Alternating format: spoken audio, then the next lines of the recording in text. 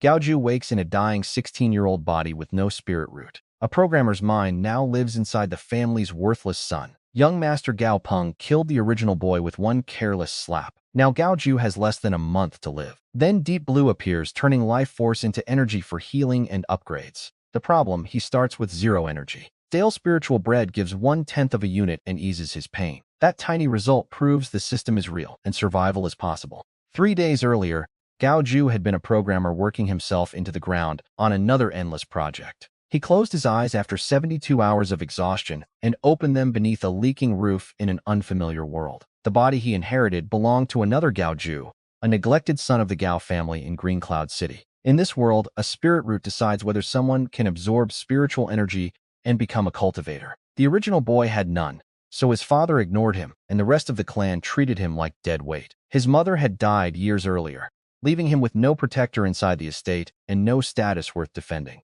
Servants cut his meals, cousins used him as entertainment, and talented children learned early that nobody would punish them for hurting him. Gao Peng proved that 3 days ago when the boy crossed his path and received a casual slap for the inconvenience. The strike looked effortless, but spiritual force tore through the boy's organs and left him dying inside a cold storage shed. That was when the programmer's soul arrived, carrying adult memories into a body already sliding toward death. Every breath scraped across his chest, and the inherited memories told him the clan would never waste medicine on someone spiritless. For a few minutes, surrender seemed rational.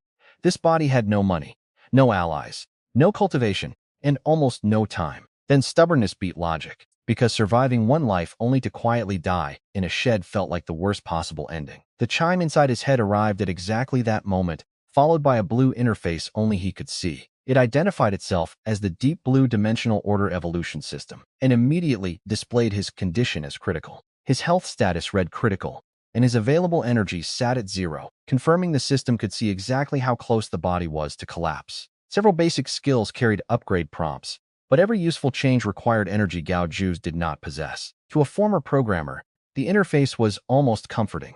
Strange world or not, this was a system with inputs and outputs. Deep Blue could improve skills, repair damage, and optimize methods, but it could not create fuel from nothing. Before any miracle could happen, Gao Jiu needed to discover what this world contained that the system could actually consume. Gao Jiu searched every corner of the shed until his shaking hands found half a piece of rock-hard spiritual grain bread. An elderly servant had slipped it to the original boy earlier, one small act of kindness inside an estate that barely noticed him. Deep Blue converted the stale food into 1/10 of an energy unit, far below the half unit needed for a real upgrade. He used that tiny amount on his failing condition anyway, asking the system to reduce pain and clear the fog in his head. The result was small but undeniable.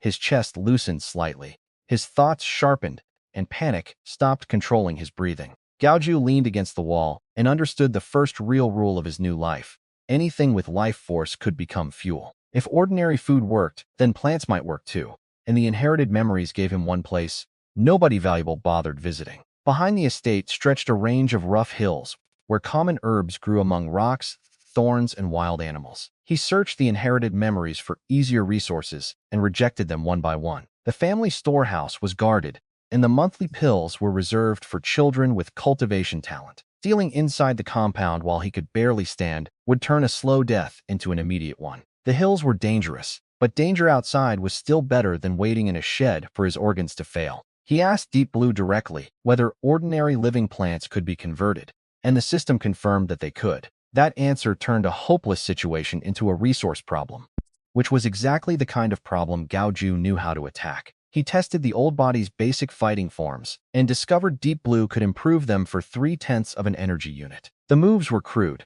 but memorizing a skill and executing it well were two different things, especially in a weak body. For now, he settled for practice, moving slowly enough that every punch left him sweating and every kick tightened his damaged chest. He found a straight wooden stick, tied his loose clothes with rope, and waited for the estate to sink into its quietest hours. Near midnight, Gao Jiu slipped from the shed and moved through the darkest edges of the back courtyard. Patrols followed regular routes, and the inherited memories helped him avoid lanterns, guard dogs, and the busier servants' paths. A crumbling section of the wall gave him his only realistic exit, though climbing it nearly emptied what little strength he had left. He dropped outside, looked back at the mansion that had already decided he was disposable, and felt no reason to hesitate. The hills swallowed him almost immediately, replacing tiled roofs with wet earth, crooked trees, and animal calls in the dark. His body was still dying, so every slope became an obstacle, and every thorn seemed determined to tear the last strength from him.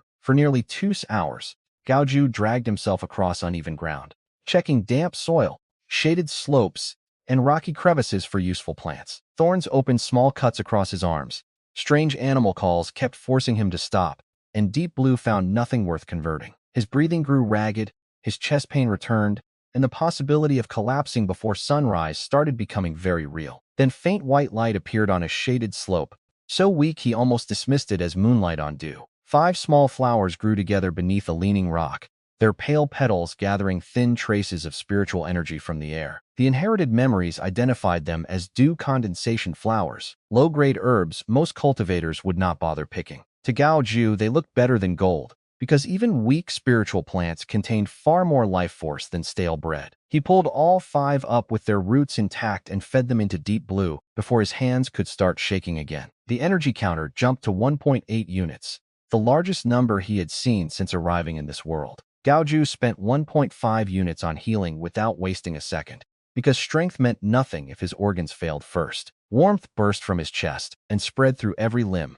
stronger and steadier than the tiny relief produced by stale bread. The sensation reached the damaged organs first, then moved outward, as Deep Blue spent the gathered energy on reconstruction rather than temporary pain control. The grinding pain vanished, weakness receded, and he could feel damaged tissue knitting itself together under Deep Blue's control. Within moments, the injury that should have killed him within a month had been erased completely. Gao Jiu stood beneath the moon and took a full breath without pain for the first time since waking in this body. The simple act almost hit harder than the system itself. After years of overtime and 3 days of dying, normal health felt extraordinary. He still had 3/10 of an energy unit, exactly enough to improve the Gao family's most basic combat routine. The technique was little more than punches, kicks, balance drills, and footwork taught to nearly every child in the estate. Without spiritual energy, the family considered it exercise for servants.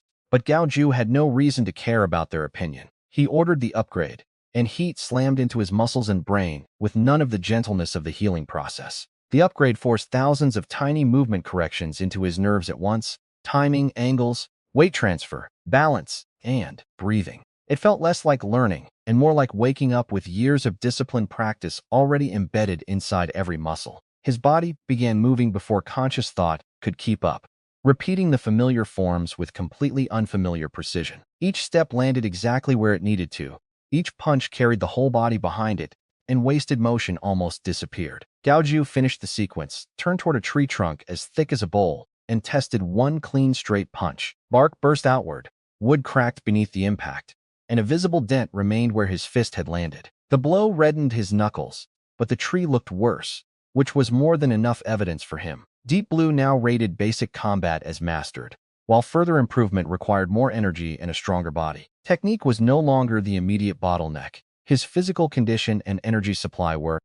Instead of returning to the estate, Gao Jiu looked deeper into the hills, where plant growth thickened around a hidden valley. He was healed, armed with a stick, and no longer moved like a dying teenager stumbling through brush. The upgraded combat skill changed more than his punches. His feet now chose stable ground. Before conscious thought caught up, loose rocks, roots, and noisy twigs became easier to avoid, while his breathing settled into a rhythm that wasted less stamina. Still, a wolf or wild boar could kill him, so confidence never became carelessness. He pushed farther downhill, scanning every damp patch and shadowed bank, while Deep Blue waited for anything worth converting. Another 2 hours produced only a few bloodstop herbs, together worth 2/10 of an energy unit. That brought his reserve to half a unit, enough to improve his breathing method, but Gao Jiu chose not to spend it. A reserve could heal a wound or buy a sudden option, and these mountains had already taught him how quickly plans could fail. The brush eventually opened onto a small valley, split by a clear stream and silvered by moonlight. Plants crowded the banks in unusual variety, and even Gao Jiu's limited memories could tell this place held more spiritual energy than the outer hills. He stayed low, checked for tracks and movement, then advanced only after several quiet minutes, showed no obvious threat. Beside the stream stood a bright green plant, carrying 3 red fruits that glowed faintly through the mist. The inherited memories compared them to vermilion fruits, the kind of treasure even low-level cultivators would fight to obtain. Gao Jiu's first instinct was to grab them immediately, but his newly sharpened instincts sent a warning through his spine. Huge clawed tracks pressed into the wet mud around the plant, far too large for any harmless animal. A dark shape lay curled behind the stream bank, rising and falling with the slow rhythm of sleep. Rare treasure, dangerous guardian. The old cultivation stories had apparently been more accurate than Gao Jiu ever expected. He retreated into the bushes one careful step at a time until leaves hid him from the sleeping creature. Running away would keep him alive, but leaving that much concentrated life force behind felt like throwing away his future. Fighting the beast directly was impossible, so Gao Jiu switched to the habit that had carried him through impossible software problems. He stopped thinking about courage and started listing variables: target, obstacle, terrain, available energy, tools, and possible failure points. The target was 3 spiritual fruits. The obstacle was a sleeping beast. His resources were mastered combat, 1 stick, and half an energy unit. The valley offered a stream, a slope, loose soil, and several massive boulders perched above the guardian's nest. One of those rocks looked unstable enough to become a distraction if he could move it without approaching the beast. Gao Jiu studied the slope, the wind, the likely escape routes, and the distance from the fruit to the nearest tree cover. A plan formed that was reckless enough to work, only because every safer option ended with him leaving empty-handed. Reaching the boulders took almost 15 minutes because one careless footstep could wake the guardian before the trap was ready. The largest rock weighed several hundred pounds, and Gao Jiu's first attempt to push it accomplished absolutely nothing. He searched nearby until he found a thick, dead branch, long enough to use as a crude lever against a smaller stone. With the branch wedged beneath the boulder, he adjusted the angle so gravity would send it toward the sleeping beast's position. Before committing, Gao Jiu checked Deep Blue again and confirmed his half unit of energy remained untouched as an emergency reserve. Then he leaned into the lever until his arms shook. The branch groaned, and dirt began crumbling beneath the boulder's lower edge. For a terrible second, nothing happened. Then the rock shifted, broke free, and thundered down the slope. It smashed smaller stones into fragments and filled the valley with dust, noise, and the violent crack of rock against rock. The guardian exploded awake with a scream, revealing a black wild boar nearly as large as a cow. Its red eyes flared through the dust, while long tusks curved from its jaw like short spears. The boulder crashed beside the nest instead of hitting the animal, but the sudden impact sent the boar charging away in confusion. Gao Jiu did not wait to see whether the trick had fully worked. His body was already racing down the slope. Mastered footwork kept him upright through loose dirt as he aimed straight for the glowing fruit beside the stream. He reached the bank, grabbed the entire plant by the roots, and ripped it from the mud in one motion. Behind him, the boar finally understood that the explosion had been a distraction and turned back toward its stolen treasure. Its roar shook the valley, followed by pounding hooves that closed the distance much faster than Gao Jiu wanted to hear. He sprinted for the bushes with the uprooted plant crushed against his chest and murder thundering behind him. The boar's hot breath reached his back just before a tusk sliced through the space where his spine had been. Gao Jiu dropped and rolled as the beast smashed into a tree hard enough to shower the ground with splintered wood. He scrambled upright and ran again, knowing open ground favored a creature built like a charging siege weapon. Ahead, several trees grew so close together that their branches and trunks formed a narrow natural barrier. Gao Jiu squeezed through the gaps, while the much larger boar slammed into the trunks and became stuck for several precious seconds. Wood cracked behind him, proving the barrier would not hold long, so he kept running toward the far edge of the valley. His lungs burned, his legs turned heavy, and dark spots began creeping into his vision from pure exhaustion. The boar tore free before Gao Jiu reached safety, and the pounding hooves immediately started gaining again. Deep Blue calculated that his body would fail before the exit, unless he used the reserve he had protected all night. The system offered 2 emergency choices: 1 perfect explosive dodge, or 15 seconds of speed at the cost of tearing his leg muscles. Gao Jiu chose speed because 1 leap would not matter if the beast kept chasing afterward. The entire half unit vanished, and liquid fire seemed to flood both legs as the boost forced his muscles far beyond normal limits. He shot through the trees so quickly that branches blurred at the edges of his vision. For 15 seconds, Gao Jiu moved faster than the boar could close, zigzagging across rocks and through dense brush to break its pursuit line. The moment the boost ended, both legs collapsed beneath him with pain sharp enough to make his teeth lock together. He half-crawled behind a moss-covered boulder, pressed against the stone, and forced himself to stay completely silent. The boar reached the area moments later, smashing brush and snorting through the darkness while it searched for his scent. Gao Jiu could barely breathe without shaking, and every pulse sent needles of pain through his torn muscles. The search continued long enough for minutes to feel stretched into hours. But eventually, the angry noises drifted back toward the valley. Only after the forest settled did Gao Jiu allow himself to move, and even then one twitch of his left leg nearly made him cry out. Deep Blue diagnosed moderate muscle tearing in both legs and confirmed his energy reserve had returned to zero. That would have been disastrous if not for the plant still trapped against his chest. Deep Blue corrected the inherited identification and named the plant Crimson Crystal Grass, with 3 crimson crystal fruits ripened at the top. The faint glow inside each fruit came from concentrated vitality rather than simple surface light. Each fruit alone could convert into roughly 8 to 10 energy units, making the entire risk suddenly look almost absurdly profitable.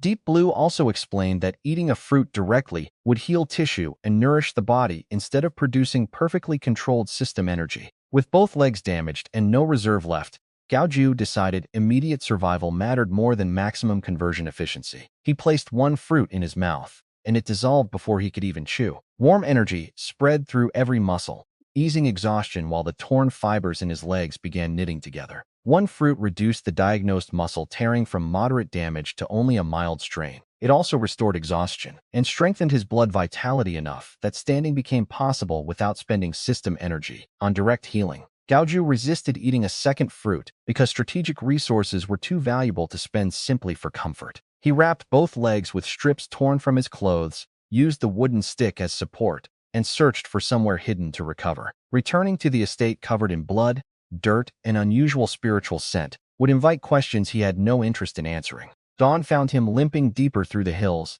until a vine-covered crack in a cliff face offered exactly the kind of shelter he needed. The entrance was narrow enough to hide from casual eyes, but a few sideways steps opened into a dry stone chamber. Rotted hunting gear lay in one corner, suggesting someone had used the place long ago before abandoning it. A broad stone slab against the far wall looked almost like a bed, which was enough luxury for Gao Jiu after the night he had survived. When he brushed dust from the slab, his fingers caught grooves carved deliberately into the stone. More cleaning revealed old symbols and twisted patterns, unlike any script stored in the body's memories. Deep Blue recorded every groove in the strange carvings and detected faint energy waves still trapped inside the old stone. More than 99% of the original information was missing, leaving only fragments the system could not match to any known method. The system could only classify them as fragments of an ancient ritual or cultivation method, with no usable match in its current data. Gao Jiu memorized the location and left the mystery alone because unreadable history could not fix his immediate weakness. He ate a second crimson crystal fruit, allowing its nourishing energy to erase the remaining strain in his legs completely. When he stood again, his legs felt stronger than before the chase, not merely repaired. The cave now gave him a hidden base, a healed body, one fruit, the crimson crystal grass, and a reason to plan beyond tomorrow. Gao Jiu asked Deep Blue to compare direct consumption with conversion before spending anything else. Eating spiritual resources built the body more naturally but wasted part of their energy, while conversion sacrificed nourishment for precise upgrades. Slow fountain work sounded attractive, but enemies at the estate already had cultivation, and no intention of waiting for him to catch up. He kept the last fruit as emergency medicine and fed the crimson crystal grass itself into Deep Blue. Deep Blue converted the crimson crystal grass into 9.8 energy units. For the first time, Gao Jiu held enough fuel to choose between multiple upgrades instead of spending everything on whichever crisis happened first. 5 units pushed basic combat from master to expert. The new level did not merely speed his reactions. It gave Gao Jiu a deeper understanding of how force traveled through the body. This time he received a deeper understanding of force, structure, rhythm, and how power should travel through the whole body without leaking away. His punches became sharper, his kicks carried more snap, and each movement flowed naturally into the next without wasted recovery time. Gao Jiu still would not challenge the giant boar head-on, but he knew he could now evade it longer and punish mistakes more effectively. Another half unit optimized the basic breathing technique. Each inhale now stirred blood and drew air more efficiently, while each exhale cleared fatigue faster and stabilized his concentration after exertion. The change looked subtle, yet every breath now did more work, especially after exertion or pain. Gao Jiu stopped with 4.3 energy units remaining, because a dangerous world rewarded reserves more than reckless spending. His next problem was information. Deep Blue could optimize what he had, but neither of them understood enough about cultivation to plan far ahead. That meant returning to the Gao estate, where even a neglected family library would contain more knowledge than a hidden cave. Gao Jiu waited until his body fully settled, reviewed the ancient carvings once more, and memorized every visible line for future analysis. He also built a simple cover story. He had wandered into the hills, eaten wild fruit, collapsed, and returned feeling healthier. Nobody cared enough about the spiritless son to investigate deeply, which made neglect useful for the first time in his life. The more difficult disguise was behavioral, because the original boy had survived by shrinking whenever someone important looked at him. Gao Jiu practiced lowering his eyes and loosening his posture, hiding the confidence expert combat had placed in every step.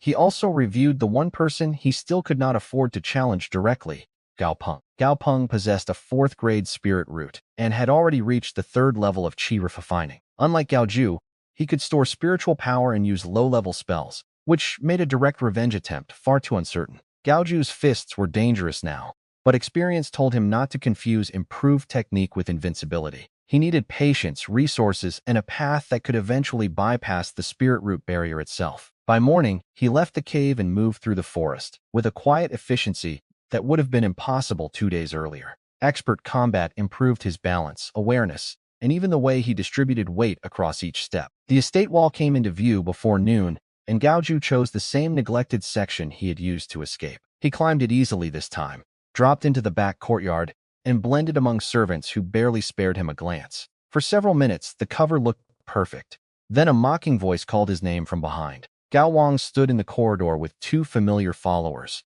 all 3 wearing the confidence of boys who had never paid for bullying him. The Branch family youth looked briefly surprised by Gao Jiu's healthier face and straighter posture, then decided the change could not possibly matter. He joked that the family punching bag must have spent several days hiding in the mountains after Gao Peng's beating.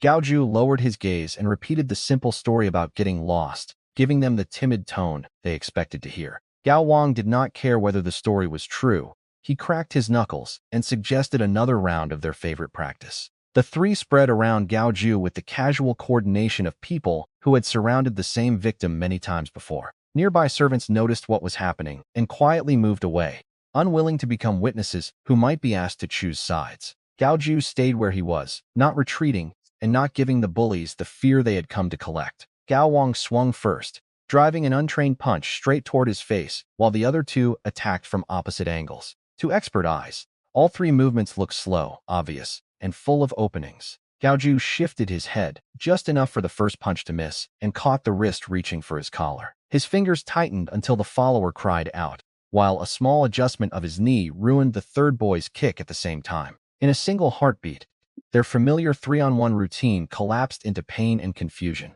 Gao Wang froze, as one companion clutched a crushed wrist, and the other hopped backward with pain shooting through his foot. For the first time, the bully looked at Gao Jiu and saw something other than a safe target. Gao Jiu released the trapped wrist and calmly said he was tired, offering Gao Wang one final chance to walk away. Pride made that impossible with servants watching. So Gao Wang shouted about dirty tricks and rushed forward again. This time a weak thread of spiritual energy entered his fist, proving he had at least touched the doorstep of chi refining. The added power made the punch faster, but it did nothing to fix the terrible angle or exposed elbow. Gao Jiu stepped outside the strike and chopped the joint, scattering the tiny current of spiritual energy instantly. His other hand caught Gao Wang's shirt, his hips turned, and the bully slammed into the ground hard enough to lose his breath. The corridor went silent as everyone processed the same fact. The family's favorite punching bag had just dismantled 3 attackers without effort. Gao Jiu looked down once, repeated that he wanted to rest, and walked away before the scene could turn into a public performance. Back inside the shed, he locked the door and considered the cost of what he had done. The victory would buy immediate breathing room, but a spiritless nobody suddenly winning fights was exactly the kind of anomaly families investigate. Hiding weakness forever had become impossible, so Gao Jiu needed a cultivation path before stronger people came asking questions. The original body's memories contained the Gao family's basic chi drawing method, memorized perfectly despite never being able to use it. Gao Jiu fed the entire method to Deep Blue and asked whether the spirit root requirement could be removed. The system could not erase that rule with its current data, but 3 energy units were enough to attempt a workaround. Gao Jiu spent the energy immediately, leaving Deep Blue to rebuild the technique around the only power source his body actually possessed. Deep Blue's workaround burned Gao Jiu's own blood vitality to create a temporary force field around the body. That field could seize small amounts of ambient spiritual energy and pull them through channels that had never been meant to handle it. He still could not store that energy or cast spells.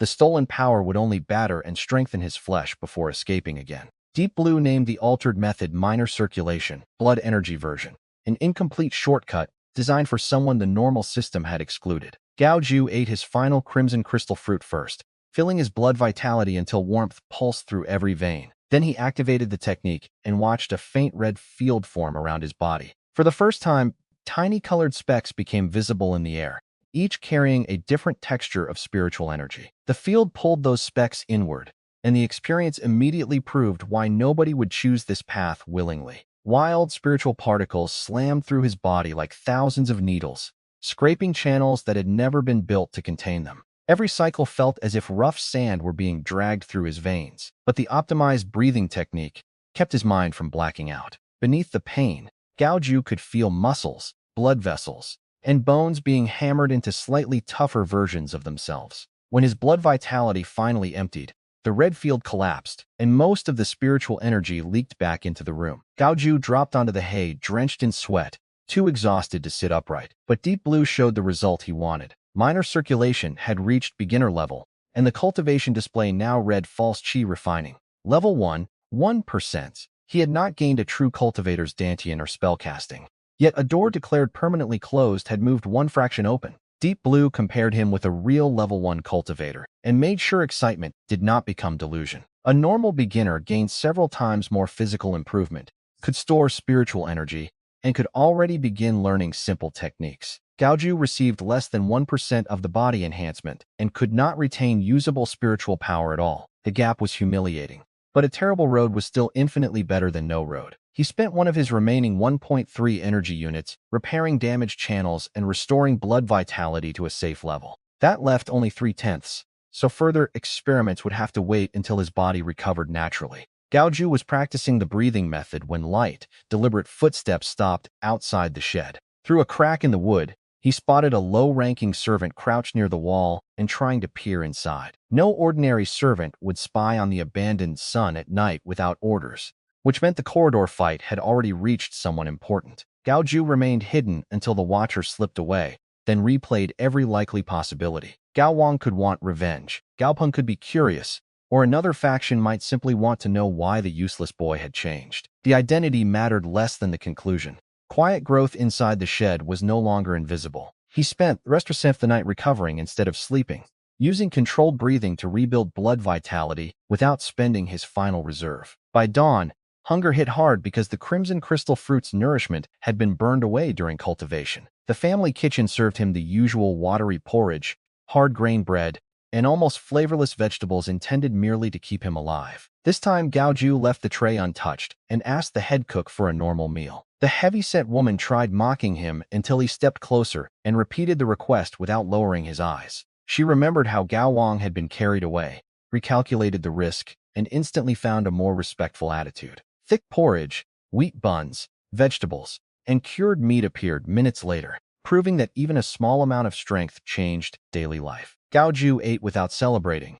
Better food was useful, but the larger consequence was that everyone now understood he could bite back. He spent the next 2 days resting, eating properly, and letting his blood vitality return to full. On the third morning, a strong medicinal scent drifted across the courtyard from the family's private herb garden. That garden was guarded by an elder far beyond Gao Jiu's strength, so he had no intention of approaching it. Then, Gao Wang slipped from that direction with something bulky hidden beneath his clothes and the same scent trailing behind him. The bully had apparently decided humiliation could be solved by stealing a powerful family resource and forcing a quick breakthrough. Gao Jiu filed away the information and continued toward the hills, because reporting Gao Wang offered less value than watching what happened next. His own search produced only ordinary herbs worth 1.5 energy units.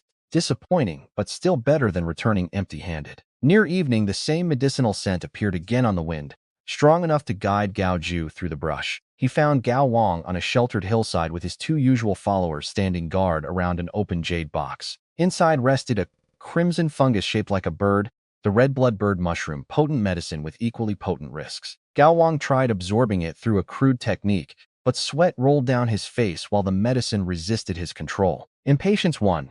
He grabbed the entire mushroom and swallowed it, instead of admitting he lacked the strength to handle it. The reaction turned violent immediately, swelling veins beneath his skin while blood leaked from his eyes, nose, and ears. His followers panicked as the medicine tore through him faster than either boy knew how to stop. Gao Jiu stepped from the trees, crossed the distance before they could react, and dropped both guards with precise strikes to the neck. Gao Wang looked up through bloodshot eyes, terrified and unable to form a clear word. There was no mercy between them to appeal to.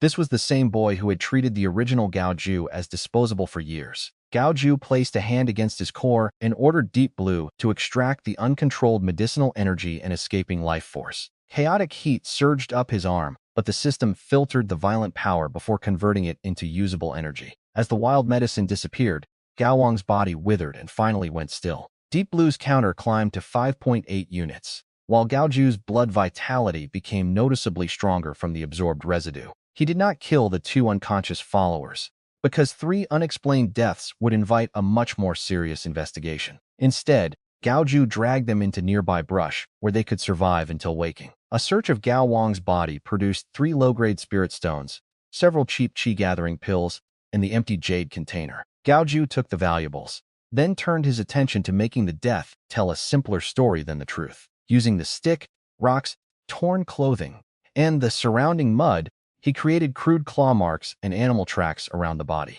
The scene would never survive an expert examination, but Gao Wang's stolen medicine provided a believable reason for a beast to attack. Gao Jiu washed himself in a hidden spring, buried blood-stained clothing, and returned before dawn in a clean spare set. Back in the shed, Deep Blue showed that remnants of the red blood bird mushroom had already pushed false chi refining from 1 to 3%. Gao Jiu circulated the remaining medicine inside his body, instead of pulling fresh spiritual energy from the air. This gentler session carried far less pain and raised his progress to 5% while wasting almost none of the stolen resource. He converted the 3 spirit stones and 5 chi-gathering pills, pushing his system reserve to 11.4 energy units. Rather than chase flashy upgrades, Gao Jiu invested 8 units into minor circulation and raised it from beginner to practiced. The improved version burned blood vitality more precisely, stabilized the temporary field, and reduced the amount of damage caused by each cycle. With 3.4 units left, he immediately tested the upgrade in another cultivation session.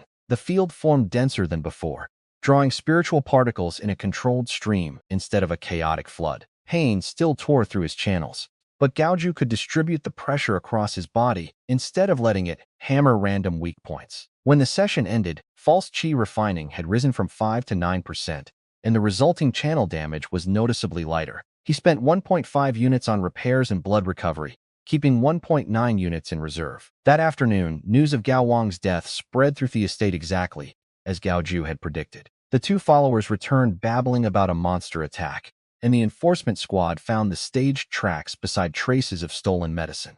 Investigators quickly discovered the herb had come from the family garden, and that Gao Wang had taken it without permission. A young branch family bully dying from his own theft earned more contempt than sympathy, especially from the elder responsible for the garden. The enforcers still questioned Gao Jiu because their public fight had happened only days earlier. He acted surprised, nervous, and slightly confused, letting his shabby shed and old reputation support every word of the story. Nobody looking at the spiritless outcast imagined he could secretly drain a cultivator's life and erase the evidence before dawn. The death was ruled an accident, but heavier patrols now covered the back hills and cut off Gao Jiu's easiest resource route. The herb garden was even more tightly guarded after the theft, so trying the same kind of risk would be stupidity rather than courage. Gao Jiu changed resources instead of forcing a bad plan. If he could not gather energy safely, he could gather knowledge. The Gao family library was open even to low-ranking members, and books could teach him where better opportunities existed beyond the estate. The library stood 3 stories tall between the inner and outer courtyards, guarded by an old man who barely opened his eyes. Gao Jiu showed the lowest-ranking wooden family token and was waved inside without question. Rows of books and scrolls filled the first floor, while other young clan members glanced at him once and immediately lost interest. That anonymity suited him perfectly. Nobody watched a useless boy read plant guides in a quiet corner. He opened the Eastern Wilderness Plant Guide and let Deep Blue record every page while he studied alongside it. Hours vanished into names, habitats, appearances, medicinal properties, and warnings attached to hundreds of spiritual plants. For the former programmer, the work felt familiar. Gather documentation first, then stop making expensive guesses in the field. Over the next 3 days, Gao Jiu barely slept as he worked through every useful open-shelf category Deep Blue could record. The system cataloged hundreds of spiritual plants by name, appearance, habitat, and medicinal use while Gao Jiu learned beside it. He expanded the database with minerals, low-level beasts, regional maps, and the power structures surrounding Green Cloud City. Basic pill-making knowledge and talisman reading joined the archive as well, giving Deep Blue far more context than it had inside the shed. By the end of the 3rd day, Gao Jiu's picture of this world had gone from inherited fragments to something he could actually plan around. The one subject he wanted most remained nearly absent: a serious cultivation path for someone without a spirit root. Mainstream texts treated body cultivation and alternative methods as dead ends, so there was almost nothing useful to copy or optimize. That failure pushed Gao Jiu toward the oldest and least respected material in the library instead of the popular shelves. A forgotten corner held cracked jade slips, animal skin scrolls, and bone fragments nobody had touched in years. Deep Blue scanned several pieces and found mostly useless fragments with too much information missing to reconstruct safely. Then Gao Jiu pulled a dark red beast hide scroll from the bottom of the pile and felt unusual warmth in the leather. The scroll looked blank until he fed a thin thread of blood vitality into it. Red lines lit across the hide like veins, and a violent wave of savage intent struck directly at his mind. Deep Blue intercepted the mental assault before it could overwhelm him and began filtering the hidden information. The scroll contained the first 3 layers of the Blood Fiend Body Refinement Art, a body-tempering manual reaching into foundation building. Instead of building ordinary spiritual power, the method used killing intent, combat fury, and absorbed blood essence to forge Blood Fiend energy. The fragment described a body that could become brutally strong and eventually produce defenses and shockwave-like attacks through Blood Fiend power. Its greatest danger was mental corruption,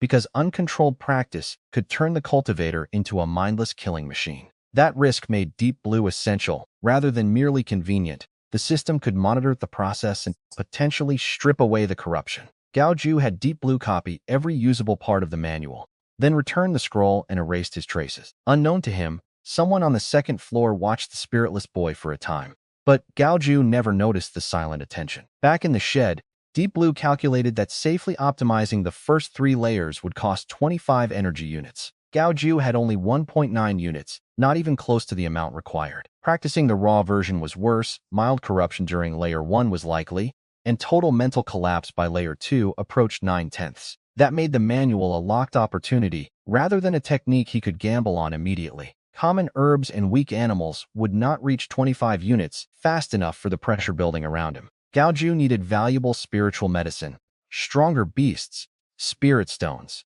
or some other resource that could change the math quickly. The next day, Gao Jiu left the estate under a straw hat and entered Green Cloud City's marketplace for the first time. The trading district was crowded with pills, beast materials, weapons, mercenary notices, and information shouted as casually as prices. He listened more than he bought, building a picture of the dangerous regions surrounding the city. 2 names came up repeatedly: the Blackwind Mountains and the Dark Swamp, both rich in resources and full of things capable of killing careless cultivators. A tea-stall conversation mentioned an abandoned cave dwelling near the Dark Swamp that radiated dense fiend energy and had already killed 2 mercenaries. Gao Jiu memorized that detail because anything everyone else feared for its fiend energy might eventually become useful to the Blood Fiend art. Official bounty work required deposits or proof of strength, neither of which he could comfortably provide without exposing himself. Robbing cultivators was worse, so the practical route was hunting weak beasts and harvesting valuable plants on his own terms.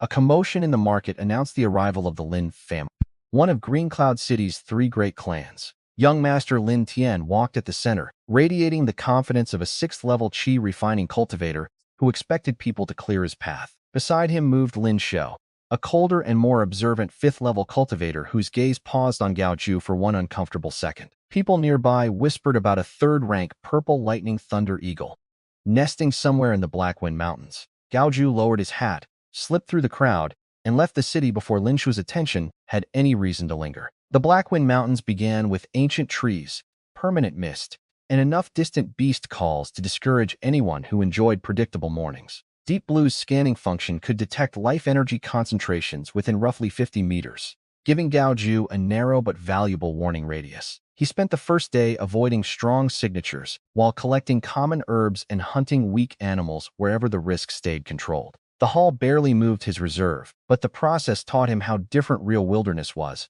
from the harmless hills behind the estate. At night, Gao Jiu tied himself to a high tree branch and slept above the reach of most ground beasts. Distant screams occasionally cut through the darkness, reminders that other resource hunters were paying much higher prices for their mistakes. On the second day, a silver-white herb with crescent leaves appeared on a rocky face inside Deep Blue's scan range. The plant was moonlight grass, a genuine first-tier spiritual herb valuable enough to make the climb worthwhile. Before Gao Jiu touched it, a purple blur exploded from the side and aimed directly for his throat. He leaned back on instinct and drove his wooden stick forward, clipping a wolf-shaped beast covered in dark purple fur. Deep Blue identified a Shadow Claw wolf, a mid-tier first-rank beast comparable to a third or fourth level chi refining cultivator. The wolf circled low, reading him with blood-red eyes, while saliva hung from its teeth. Gao Jiu understood immediately that running would invite a faster predator to attack his back, so this one had to be fought. The wolf lunged again, using speed and a low angle designed to tear open the throat before prey could react. Expert combat let Gao Jiu slip outside the line and swing the stick hard into the creature's exposed waist. The wolf twisted just enough to take the strike on one foreleg, where the impact cracked bone and snapped Gao Jiu's stick in half. Crippled for one crucial moment, the beast crashed sideways and exposed its skull. Gao Jiu closed the distance with empty hands, hammering precise blows into the head and spine until the creature stopped moving. Deep Blue drained the corpse and produced 4.5 energy units, more than several days of ordinary herb collecting. The moonlight grass added another 1.2, proving spiritual beasts could become his fastest resource source if he chose targets intelligently. Over the next few days, Gao Jiu hunted 2 weaker first-rank beasts, several powerful animals, and enough herbs to push his reserve past 11 units. Progress was good, but 25 still felt distant until a battle deeper in the mountains changed the calculation completely. On the 6th morning, Deep Blue detected several bright life signatures moving violently inside a narrow valley. Gao Jiu climbed a rocky slope and found 3 scattered cultivators fighting an earthen bear large enough to shake the ground with every charge. The second-rank beast wore a glowing layer of earth energy that turned swords and spells into shallow scratches. One cultivator had already been thrown aside coughing blood, while the other 2 were running out of spiritual power. Gao Jiu had no intention of joining a fight that could crush him in one clean hit. Then he saw what everyone else was fighting over, a 7-colored lotus growing from a crack near the edge of the battlefield. Spiritual mist curled around its petals, marking it a second-tier treasure, valuable even to foundation-building cultivators. Gao Jiu stopped preparing to leave and started watching for the exact moment both sides became too weak to stop a thief. The 3 cultivators finally combined their remaining power into a desperate formation centered on their exhausted leader. 2 members poured energy into him while he formed a blood-boosted wind blade, sharp enough to threaten the bear's earth shield. The attack struck like an explosion, shattered the defensive layer, and carved a deep wound into the beast's chest. It also emptied the humans completely. The leader collapsed, while his companions could barely remain standing. Bear stayed alive but wounded, leaving every participant on the battlefield weakened at the same time. That was the window Gao Jiu had been waiting for. He dropped from the slope, hit the valley floor running, and went straight for the lotus before anyone could understand his intention. The exhausted cultivators shouted, but none had enough energy left to intercept him. The earthen bear still reacted, swinging a huge paw across the path with enough force to break stone. Gao Jiu slid beneath the strike and drove his fingers into the open wound the wind blade had already created. Blood vitality erupted through his hand, tearing deeper into damaged tissue and stealing the bear's balance for one critical second. He ripped the 7-colored lotus from the rock, stuffed it beneath his shirt, and ran instead of trying to finish a monster far beyond his level. Behind him came a wounded roar and several furious curses, none of which mattered once thick forest closed around the escape route. Gao Jiu changed direction repeatedly, used streams and rock to break tracks, and only stopped after Deep Blue showed no pursuers within range. The lotus felt warm even through cloth, and Deep Blue's analysis made the entire dangerous trip suddenly worthwhile. Converted directly, the treasure contained roughly 45 to 55 energy units, more than enough to optimize the blood fiend art. Eating it would strengthen his body enormously. but the raw power could also destroy him without careful preparation. Gao Jiu chose neither option in the open mountains. A treasure that valuable deserved a sealed location and a clear plan. He headed toward a cave hidden behind a waterfall that he had discovered during earlier scouting. The constant roar of water masked sound, the entrance was difficult to see, and the interior gave him enough space to cultivate safely. Inside, Gao Jiu sealed the opening with stones and laid out every resource he had accumulated. Gao Jiu set the sequence carefully, optimized the dangerous technique first, then use its safer version before attempting another breakthrough. He fed enough of the lotus's stored value through Deep Blue to cover the 25-unit optimization cost.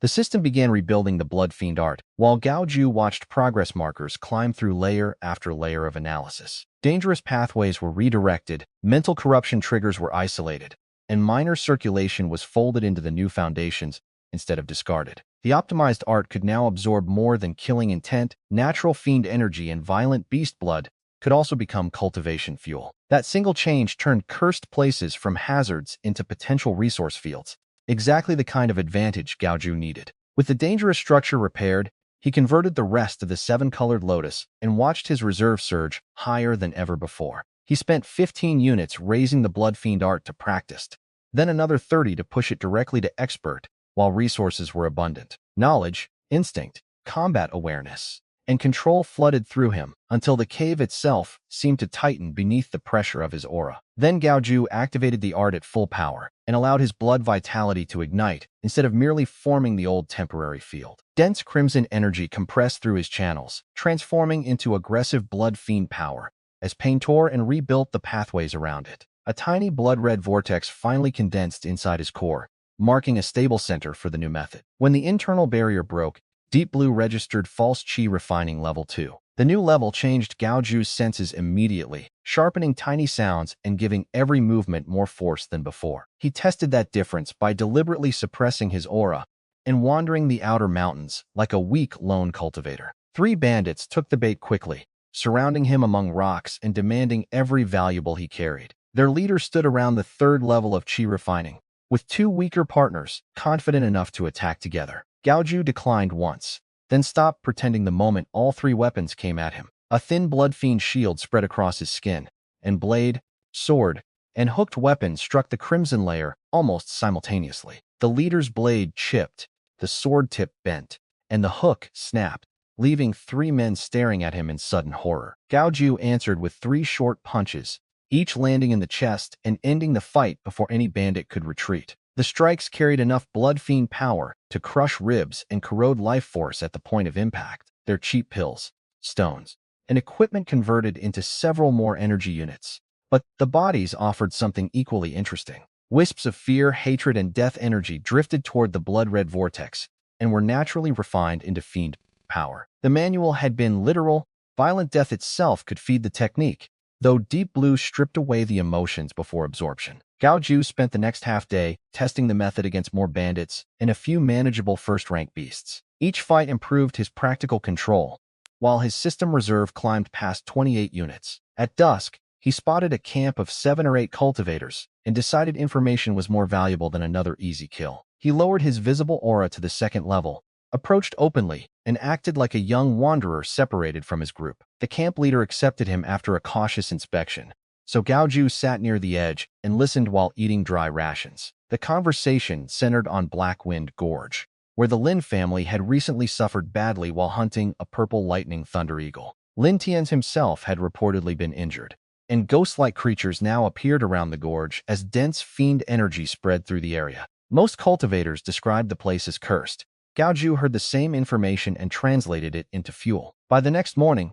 Gao Jiu left the camp area and headed deeper toward the corrupted terrain surrounding Blackwind Gorge. Healthy trees gradually twisted into blackened shapes, red moss replaced grass, and animal bones appeared along the trail with unnatural stains. Deep Blue detected scattered negative particles in the air, all weak traces of the same fiend energy the new art could absorb. Gao Jiu activated the technique lightly and let those particles enter the vortex while he walked. Cold flashes of rage and fear brushed his mind during intake, but Deep Blue filtered the contamination before anything reached his consciousness. Near the gorge entrance, combat erupted below a rocky ledge and forced Gao Jiu to stop. 4 Lin family cultivators were fighting 3 shadow scorpion tail leopards, poisonous peak first-rank beasts built for speed and ambush. Two Lin members already lay dead, while another slowed visibly as blue-black venom spread through his arm. A leopard tore out that poisoned man's throat before his companions could help, leaving only 3 survivors. Gao Jiu did not move for the Lin family's sake. 3 valuable beast corpses and a clean combat test were enough motivation. He circled behind the nearest leopard and struck just as its scorpion tail whipped toward him. A blood fiend fist met the tail head-on, shattered scales, and bent the limb before his next punch crushed the beast's skull. The second leopard released corrosive black mist, but the blood fiend's shield absorbed the attack without letting it touch his skin. Gao Jiu tore through the remaining pair in less than 15 seconds, each strike carrying fiend power that disrupted their vitality. The surviving Lin cultivators could only stare while he knelt beside the corpses and drained them one after another. Together, the 3 beasts yielded almost 20 energy units, pushing his reserve close to 50. Their savage demonic essence also made the blood fiend vortex denser, proving monster energy could strengthen the technique directly. The Lin leader thanked Gao Jiu and cautiously asked whether he had come for the Thunder Eagle as well. Gao Jiu avoided answering, and instead asked what had made the gorge so dangerous. The survivors described black wind that eroded spiritual power, poisonous creatures, dense fiend energy, and an eagle nest somewhere deeper inside. One man suggested joining forces, but Gao Jiu declined because a group would only slow the kind of cultivation he intended to do. He walked into the gorge alone, while the Lin cultivators watched as if he had volunteered to enter a grave. The fog closed around him within minutes, reducing visibility, while icy winds scraped constantly against his blood fiend shield. Unknown slime coated the ground, bones appeared beneath the mist, and every breath carried the smell of corrosion and old death. To normal cultivators, the environment drained strength every second. To Gao Jiu, it also supplied a steady stream of usable fiend particles. He ordered Deep Blue to map concentrations and followed the strongest direction deeper to the left. The attacks inside Blackwind Gorge kept coming as Gao Jiu followed Deep Blue's map through the fog. A black-winged snake shot from the darkness with venom capable of dissolving bone, and Gao Jiu caught it mid-air before crushing its head. Ghost-faced spiders fired paralyzing needles from the mist, forcing him to keep moving even when no large life signature appeared nearby. Corpse beetles hid beneath the mud, turning the ground itself into another place where a careless step could become dangerous. The worst enemies were the wraiths, because they had no solid bodies and attacked his mind before trying to drain his life force. Their screams and hallucinations crashed over Gao Jiu from several directions at once, filling the fog with sensations that were not physically real. Deep Blue anchored his consciousness and filtered the mental interference before panic could take control. That protection let Gao Jiu focus on the concentrated negative energy centers holding each wraith together. He struck those cores with blood fiend power, broke the energy bodies apart, and absorbed what remained into his vortex. The pattern repeated through the deeper gorge: fight, absorb, refine, then keep moving before another creature arrived. His clothes tore, small wounds accumulated, and the black wind kept scraping at his defenses even between attacks. At the same time, constant pressure forced his blood fiend control to become cleaner and more efficient. His punches carried more force with less waste, and the shield around his body grew denser as he learned to maintain it under continuous erosion. The fiend energy released by defeated creatures fed his cultivation instead of poisoning him the way it would a normal chi-refining cultivator. By the time Gao Jiu reached the central area, Level 2 had climbed steadily toward its peak without a separate training session. Then, the sound of bubbling water reached him through the fog, and the ambient fiend energy suddenly became far more concentrated. Ahead waited the black pool that would turn the entire trip into something much more dangerous and much more valuable. Foul gas rose from the surface, while concentrated fiend energy rolled off the liquid hard enough to make ordinary vegetation disappear for several yards. Beyond the pool sat a giant nest, woven from thick branches and purple feathers that occasionally sparked with residual lightning. The purple lightning thunder eagle was not there, which made the quiet more dangerous rather than reassuring. Deep Blue identified the pool as dark yin fiend water, a substance formed over centuries from concentrated death, yin, and water-aligned fiend energy. For ordinary life, the liquid was corrosive poison. For the blood fiend art, it was an extraordinary cultivation resource. Gao Jiu chose a hidden position near the edge and lowered one hand into the black water. Freezing energy exploded up his arm with the sensation of acid and ice entering the veins at the same time. Black frost formed over his skin while crimson mist steamed outward as blood fiend power fought the invasion. The pain exceeded his earlier cultivation sessions, but Deep Blue controlled intake speed and rerouted every dangerous surge in real time. Once the first trace was successfully refined, the effect on his core became obvious. Blood Fiend power grew colder, heavier, and more corrosive, while his cultivation percentage started rising rapidly. Gao Jiu watched the level climb through roughly one-third, one-half, then past two-thirds as the pool continued feeding him. At that pace, level 3 no longer looked distant enough to require another week of hunting. Then the entire gorge darkened beneath a moving shadow, and a pressure far beyond anything nearby crashed down on his body. A piercing eagle cry shook the canyon walls and made the black pool ripple violently. Gao Jiu opened his eyes to see a massive purple bird diving from above, with lightning crawling across every feather. Golden eyes locked on him with pure territorial rage. The Thunder Eagle had returned to find an intruder beside its nest. Deep Blue classified the beast at 3rd rank, several whole levels beyond Gao Jiu's current combat strength. There was no tactical puzzle worth solving here, because every reasonable calculation ended with the same answer: run. Gao Jiu exploded away from the pool as the eagle folded its wings and dropped after him like a living bolt of purple lightning. Its talons smashed stone wherever he had been a fraction earlier, each casual strike carrying enough force to pulp his body. He used jagged boulders and narrow turns to break direct lines of attack, but the terrain only delayed a faster, stronger predator. A claw pass ripped open his clothes and left burning scratches across his back, despite missing the center of his body. Gao Jiu realized he could not outrun the eagle long enough to escape the gorge at his current level. He ordered Deep Blue to predict attack paths while forcing every available reserve toward the barrier, separating level 2 from level 3. Pale trajectory lines appeared across his awareness, showing where claws, wings, and body mass would pass seconds before each strike. 3 steps left.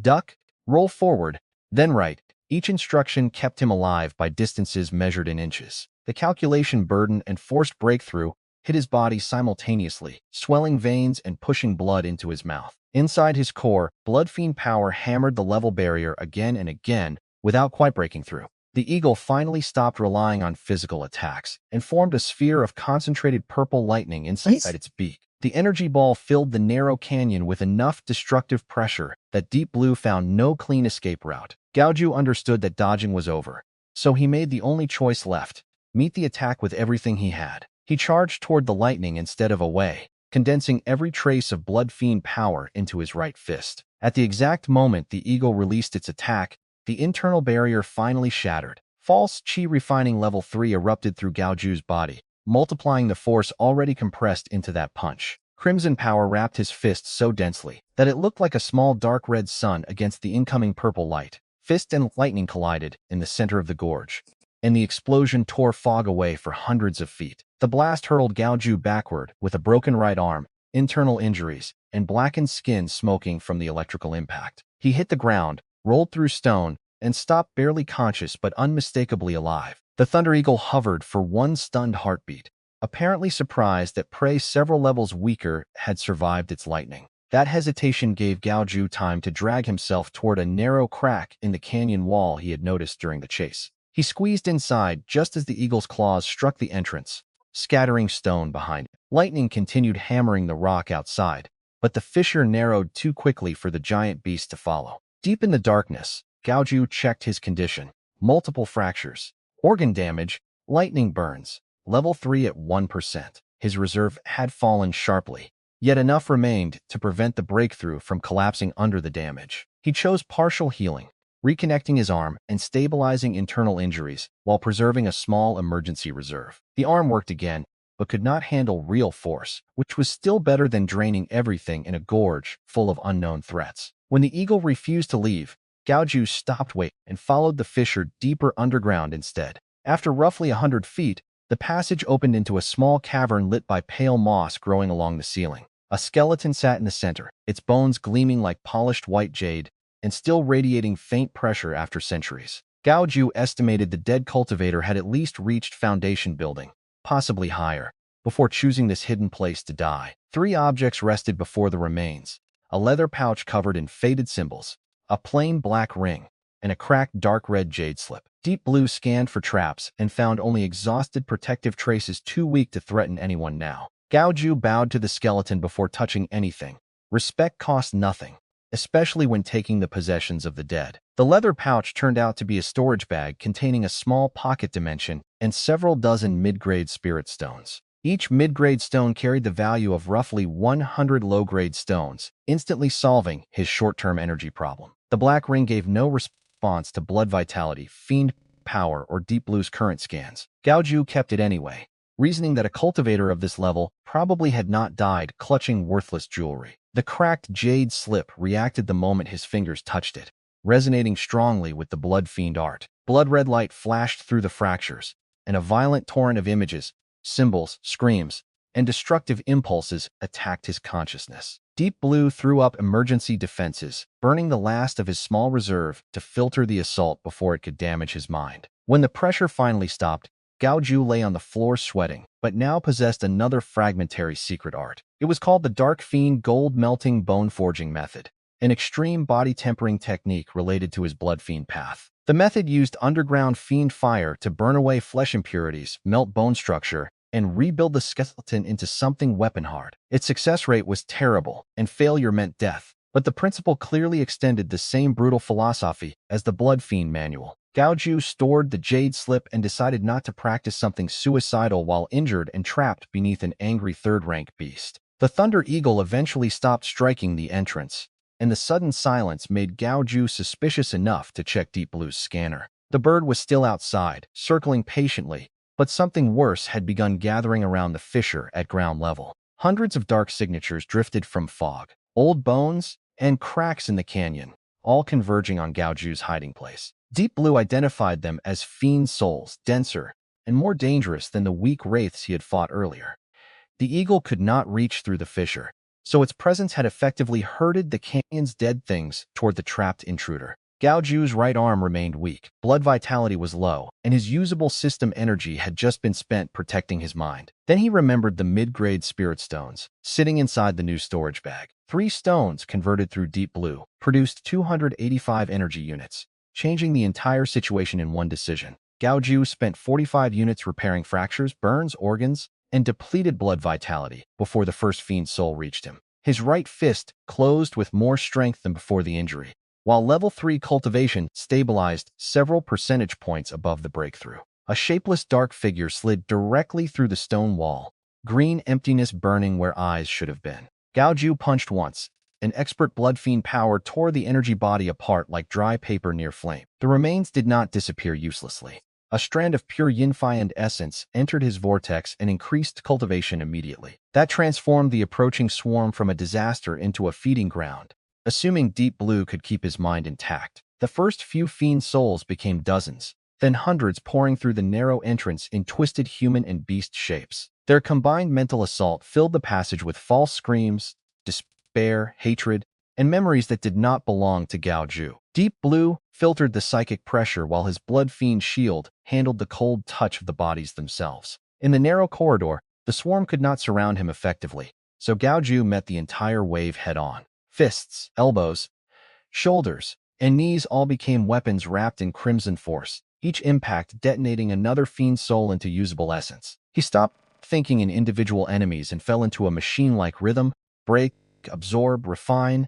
step forward. The blood fiend vortex spun faster with every kill, pulling essence inward until the pressure inside his core felt almost alive. Level 3 climbed through 10%, then 20, then past 1/3, while the corridor filled with dissolving black fragments. By the time the final fiend soul fell, Gao Jiu's cultivation had surged near 4/5 of level 3. Outside, the Thunder Eagle noticed that the energy signature inside the crack was growing instead of fading. Gao Jiu reached the entrance ready to confront it again, only for the ground beneath Blackwind Gorge to start shaking violently. The canyon walls groaned, loose stone rained down, and the black fog began boiling upward, as if pressure underneath had finally broken loose. For the first time, the Thunder Eagle screamed in fear rather than anger. It turned away from Gao Jiu and fled the gorge at full speed, abandoning both nest and territory without hesitation. That reaction told Gao Jiu more than any scanner result could. Something below had just become dangerous enough to scare a third-rank beast. The dark yin fiend water erupted into a pillar of almost solid black energy that swallowed daylight across the canyon.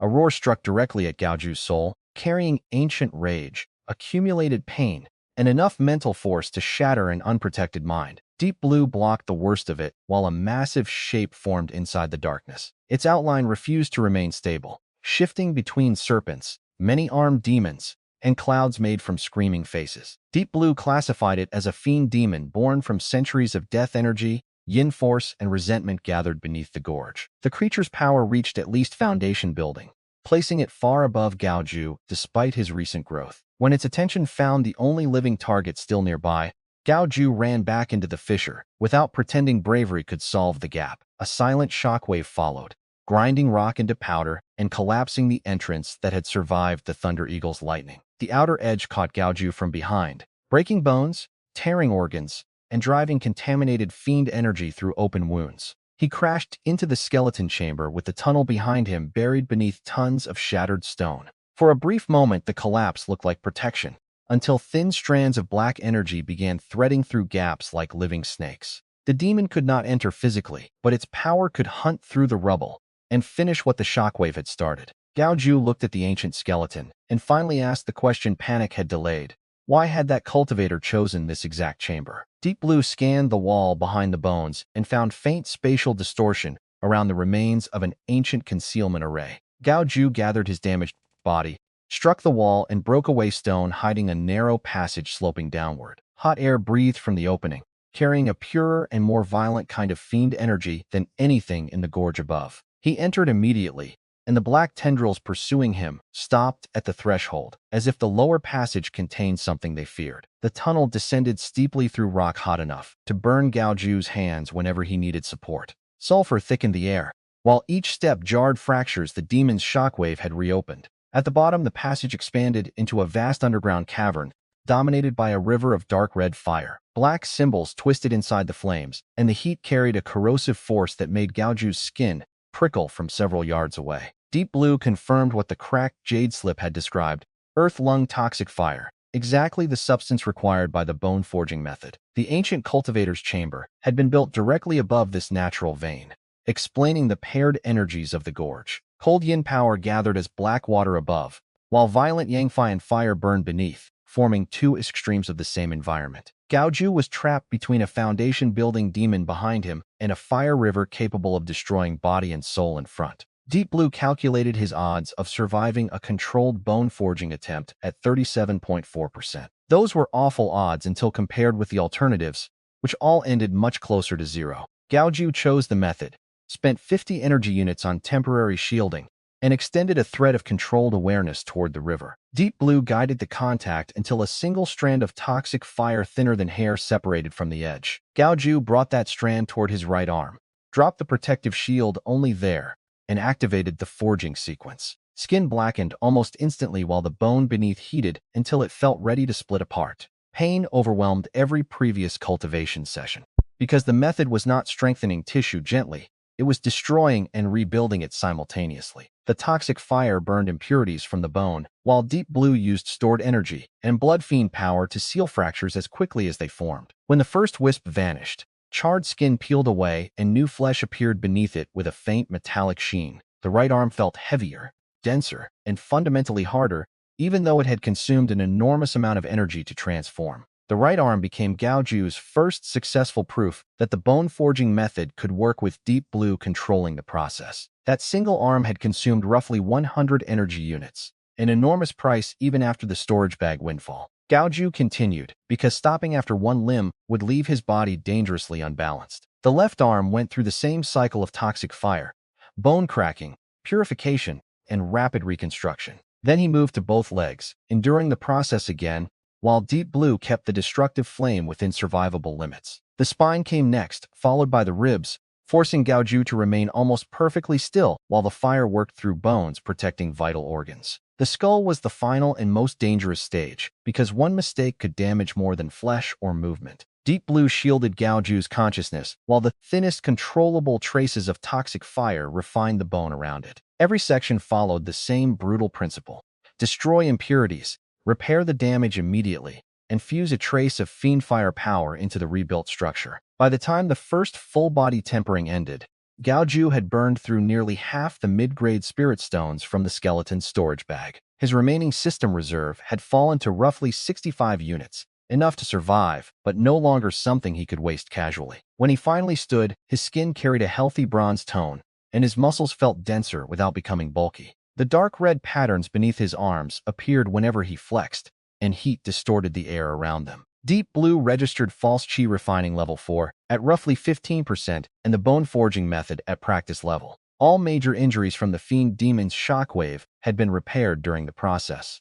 His physical body was now several times tougher than before, strong enough to endure impacts that would have crippled him earlier. Gao Jiu tested the change against the collapsed tunnel by pressing his right hand against a blocking boulder. The stone reddened and softened beneath his palm as the corrosive heat stored in his forged body transferred through direct contact. He squeezed, and rock that should have required several to move crumbled apart in his hand. Within minutes, Gao Jiu had cleared enough of the blockage to return toward the gorge and face the Fiend Demon again. The Fiend Demon sensed him immediately and lashed the opening with hundreds of black tendrils. This time, Gao Jiu did not retreat. The first tendrils dissolved as soon as they touched the scorching aura around his forged arms. Cold death energy and earth-lung toxic fire behaved like natural opposites, giving Gao Jiu an advantage large enough to change the entire fight. Deep Blue ignored the demon's screaming mental attacks and focused his attention on a dense orb hidden inside the shifting body. That head-sized mass of sulfide essence was the creature's core,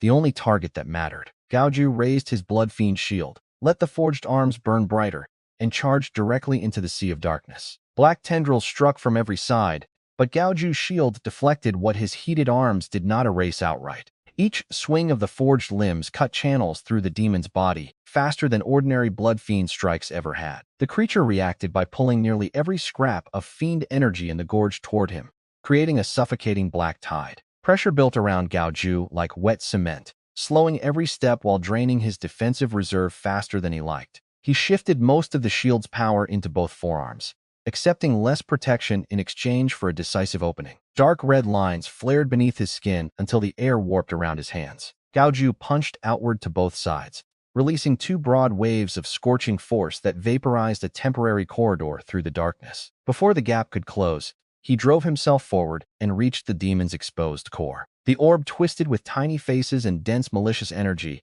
but Deep Blue kept every mental effect outside his consciousness. Gao Jiu compressed blood fiend power and bone-forging heat into his right fist until the knuckles glowed like iron from a furnace. One punch pierced the core, not with a huge explosion, but with a tearing sound as opposing energies destroyed each other from within. The Fiend Demon convulsed while its core shrank around Gao Jiu's burning arm. Darkness boiled away, the screaming faces collapsed inward, and the core finally dissolved completely. Without that center, the giant shadow body lost cohesion and scattered through the gorge as harmless fragments of fading fog. Gao Jiu remained standing in the sudden quiet, exhausted but alive, after defeating an enemy operating at foundation building power. It was not proof that level 4 could normally beat foundation building. It was proof that the right counter and preparation could rewrite a terrible matchup. With the demon gone, Blackwind Gorge remained heavy with fiend energy, but no longer possessed a hostile while driving everything toward violence. Before leaving, Gao Jiu returned to the Dark Yin Fiend water and filled a specialized jade bottle from the dead cultivator's storage bag. The liquid could later balance the extreme Yangfi and heat embedded in his bones, assuming Deep Blue found a safe method. He climbed out of the gorge and felt ordinary sunlight across his face for the first time in what seemed like much longer than a few days. At level 4 with Fireforged bones, the rough mountain terrain no longer demanded the same cautious pace. Gao Jiu moved toward Green Cloud City, while thinking less about survival and more about the people who had once assumed he would remain powerless forever. Near the edge of the mountain range, his enhanced senses picked up a fight below the trail. 5 Yin family cultivators in matching blue clothes had surrounded 3 wandering cultivators and already killed 2 members of the weaker group. A wounded middle-aged man could barely stand, while a younger man and teenage girl were seconds from being cut down over a spiritual mushroom. Gao Jiu almost kept walking, because the dispute had nothing to do with him. The girl's desperate scream stopped him long enough to remember the helplessness of lying in that shed, while everyone chose not to care. Weakening the Yin family also carried strategic value, so compassion and self-interest happened to point in the same direction. The Yin leader, a peak 5th-level swordsman, lifted his blade to finish the younger man. Gao Jiu crossed the distance before anyone tracked the movement and threw one bare-handed punch without using blood fiend power. The swordsman turned and met the fist with his weapon, expecting steel to solve the problem. The impact broke his sword arm, launched the blade into a tree, and drove Gao Jiu's fist into his chest with enough force to send him through two trunks. The remaining yin cultivators froze as their strongest fighter collapsed from a strike delivered with pure physical strength. One managed to threaten Gao Jiu with the yin family name, so Gao Jiu gave the group a single word in response, "Go!" They collected their leader and retreated without testing whether he would repeat himself. The surviving wanderers bowed repeatedly and offered the earth spirit mushroom they had nearly died protecting as payment. Gao Jiu accepted the trade after stabilizing the injured middle-aged man's condition with a small thread of energy. Before leaving, he asked what had changed around Green Cloud City while he was inside the mountains. Two pieces of news mattered immediately. The three great families would soon hold the Green Cloud Small Assembly, and Gao Peng had been injured outside the city. The tournament reportedly offered a foundation-building pill among its highest prizes, a resource valuable even to Gao Jiu's unusual path. The news about Gao Peng was more personal. The young master who killed the original body was temporarily weaker than usual. Gao Jiu kept both thoughts to himself and continued toward the city as the estate walls grew larger ahead. He entered the Gao compound through a side gate at sunset, and even the guards hesitated before recognizing the healthier, harder figure approaching them. Servants stared openly now, because rumors had spread about his earlier fights and his long disappearance into dangerous mountains. 5 young men blocked the next courtyard, led by Gao Hu, a 4th-level cultivator loyal to Gao Peng's faction. Gao Hu announced that he had come to break Gao Jiu's legs and drag him to the young master. Gao Jiu told him to move, giving the group exactly one chance to make a smarter decision than Gao Wang had. The followers attacked instead, and 3 casual punches sent the first 3 bodies backward before Gao Hu could even track the strikes. No blood fiend aura appeared, and no special technique was visible. Forged bones and level 4 physical strength were enough. Gao Hu's confidence disappeared when he realized the man in front of him had become faster than his own perception. He backed away while invoking Gao Peng's name, which only made Gao Jiu ask where the young master was. Fear answered before discipline could stop him. Gao Peng was recovering from injuries and had not yet returned to full strength. Gao Jiu grabbed Gao Hu by the neck and lifted him with one hand, while the man's spiritual energy failed to break the grip. The heat inside Gao Jiu's body suppressed the weaker current as easily as a lid smothering a small flame. After asking who was worthless now, Gao Jiu threw Gao Hu into a decorative rock formation hard enough to crack several ribs. He left the group alive because fear and uncertainty served his purposes better than a courtyard full of corpses. Back in his old shed, Gao Jiu spent 2 days stabilizing the enormous gains from Blackwind Gorge. Nobody bothered him. Servants delivered better food, and even people from Gao Peng's faction suddenly discovered reasons to avoid the area. Deep Blue examined the mysterious black ring again, but multiple shielding layers remained far beyond the system's current ability to open. Gao Jiu returned it to storage and focused on techniques he could actually use. His false level 4 now produced combat strength, comparable to much higher chi refining cultivators, especially at close range. Even so, he estimated true late-stage elites could still threaten him with superior spells, weapons, and experience. That caution kept him from rushing directly into Gao Peng's courtyard despite the temptation.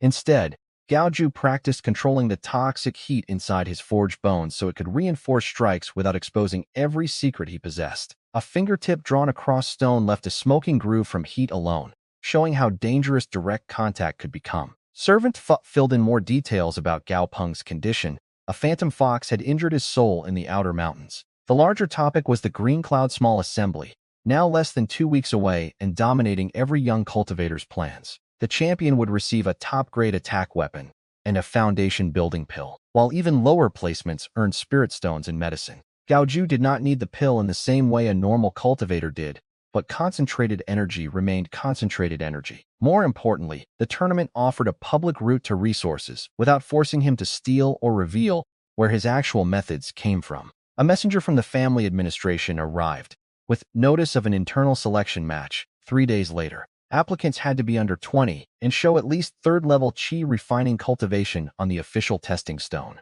The rule was designed for normal spirit root cultivators and would have excluded the old Gao Jiu without discussion. Gao Jiu told the nervous messenger he would register, then smiled only after the man had left. A public test of the family's former spiritless waste sounded useful rather than frightening now. 3 days later, the training ground filled with young Gao family members, clustered around their factions and favorite candidates. A tall blue testing pillar stood at the center, covered with symbols, and topped by a crystal sphere that measured spiritual output. Several elders watched from a raised platform, including the third elder, a man known for following family rules more strictly than political preferences. Gao Jiu stayed alone near the edge of the crowd, in the same faded clothes he had worn before his status changed. Whispers followed him immediately.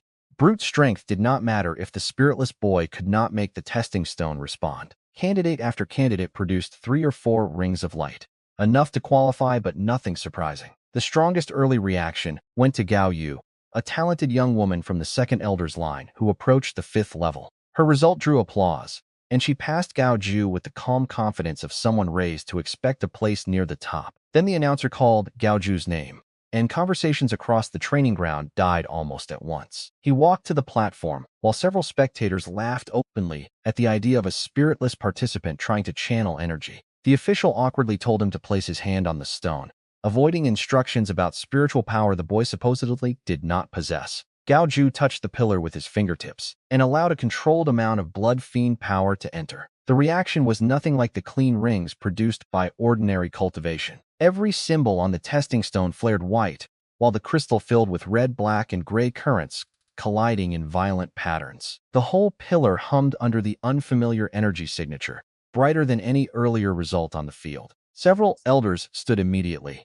while the crowd shifted from laughter to confusion in less than a second. The third elder examined the pillar and reached out with his own senses, clearly unable to classify the strange mixture of heat and cold. He demanded to know what Gao Jiu had done, because the result did not resemble normal spiritual energy. Gao Jiu removed his hand and answered with carefully measured confusion. He had only followed the official's instructions. The elder could not call the reading normal, but he also could not pretend the stone had failed to detect enormous power in front of everyone. His reputation for fairness left only one defensible ruling. The third elder announced that although the result was abnormal, its intensity exceeded the 4th level standard, and therefore Gao Jiu qualified. The training ground erupted again, this time without anyone laughing. Gao Jiu bowed once and stepped away while hostile, curious, and suddenly cautious eyes followed every movement. The testing stone could not explain his path, but explanation was not required for a tournament slot. The selection fights began after registration, and Gao Jiu drew a 3rd-level opponent carrying a low-grade flying sword. The weapon shot toward him under spiritual control, fast enough to frighten an ordinary unarmed fighter. Gao Jiu simply stepped aside and pinched the blade between 2 fingers when it passed. The opponent poured more energy into retrieving it, but the sword remained trapped, as if embedded in stone. Gao Jiu squeezed until the low-grade blade snapped in half, ending the argument before the match became dangerous. The young cultivator surrendered immediately, and the audience's uncertainty grew sharper. Later opponents tried fire spells, binding vines, and flying weapons, only to discover that raw techniques meant little when they could not damage his body. Gao Jiu kept blood fiend power hidden and won with controlled physical strength whenever possible. By the semifinals, mockery had disappeared completely, replaced by the uncomfortable realization that nobody knew his actual ceiling. 4 fighters remained: Gao Jiu, Gao Yu, Gao Xuan from the 5th elder's line, and Gao Yin from the family head's bloodline. Gao Jiu drew Gao Yin, a stocky earth element cultivator known for the strongest defense among their generation. Unlike the earlier bullies, Gao Yin greeted him respectfully and entered the match without insults or cheap provocation. A thick stone shield formed in front of him while rock armor wrapped both fists, turning his charge into a moving wall. Gao Jiu waited until the shield nearly touched his chest and answered with one bare-handed punch. The stone barrier cracked from the center, exploded into fragments of yellow light, and stopped Gao Yin's momentum instantly. The shock threw him backward, but Gao Jiu had controlled the force carefully enough to avoid serious injury. Gao Yin stared at the shattered defense, then laughed bitterly and conceded, because continuing would only turn respect into stupidity. In the other semifinal, Gao Yu defeated Gao Xuan after a hard exchange of water techniques and a mid-grade ribbon weapon. That left the family favorite against the former waste, exactly the match everyone wanted to see. Gao Yu entered surrounded by cold mist, while her flowing cloud water sleeves circled like living blue serpents. Her earlier confidence had changed into focused caution after watching Gao Jiu destroy every physical defense placed in front of him. The moment the match started,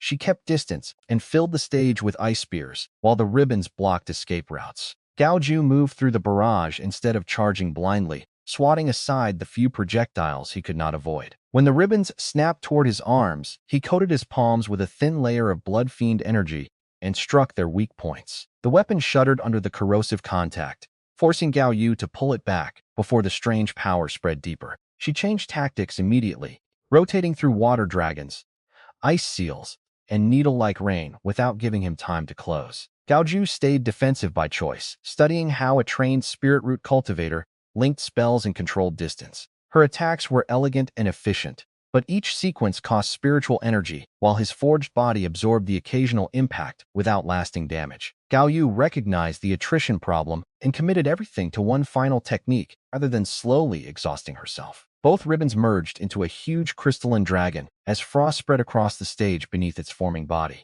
Spectators identified the move as Ice Soul Dark Dragon, a technique carrying power close to the foundation building threshold. The dragon lunged, and Gao Jiu finally stopped, concealing the true nature of his offense. Blood-fiend energy erupted around him while dark red lines lit beneath his right arm like molten channels. He drove one full-power blood-fiend fist forward, combining crimson force with the heat stored in his forged bones. Red energy struck the ice dragon head-on, and the resulting explosion shook the platform beneath both fighters. When steam and shattered ice cleared, a crater split the stage between them. Gao Yu stood pale and bleeding from the lip, her ribbon weapon hanging weakly after taking damage through the technique. Gao Jiu's breathing was heavier, and his face had lost some color, but his body remained almost completely unharmed. He lowered his fist and acknowledged the fight, giving Gao Yu the respect her performance had earned. She looked from his intact body to her empty reserves and conceded without bitterness. For one stunned moment, the training ground stayed silent.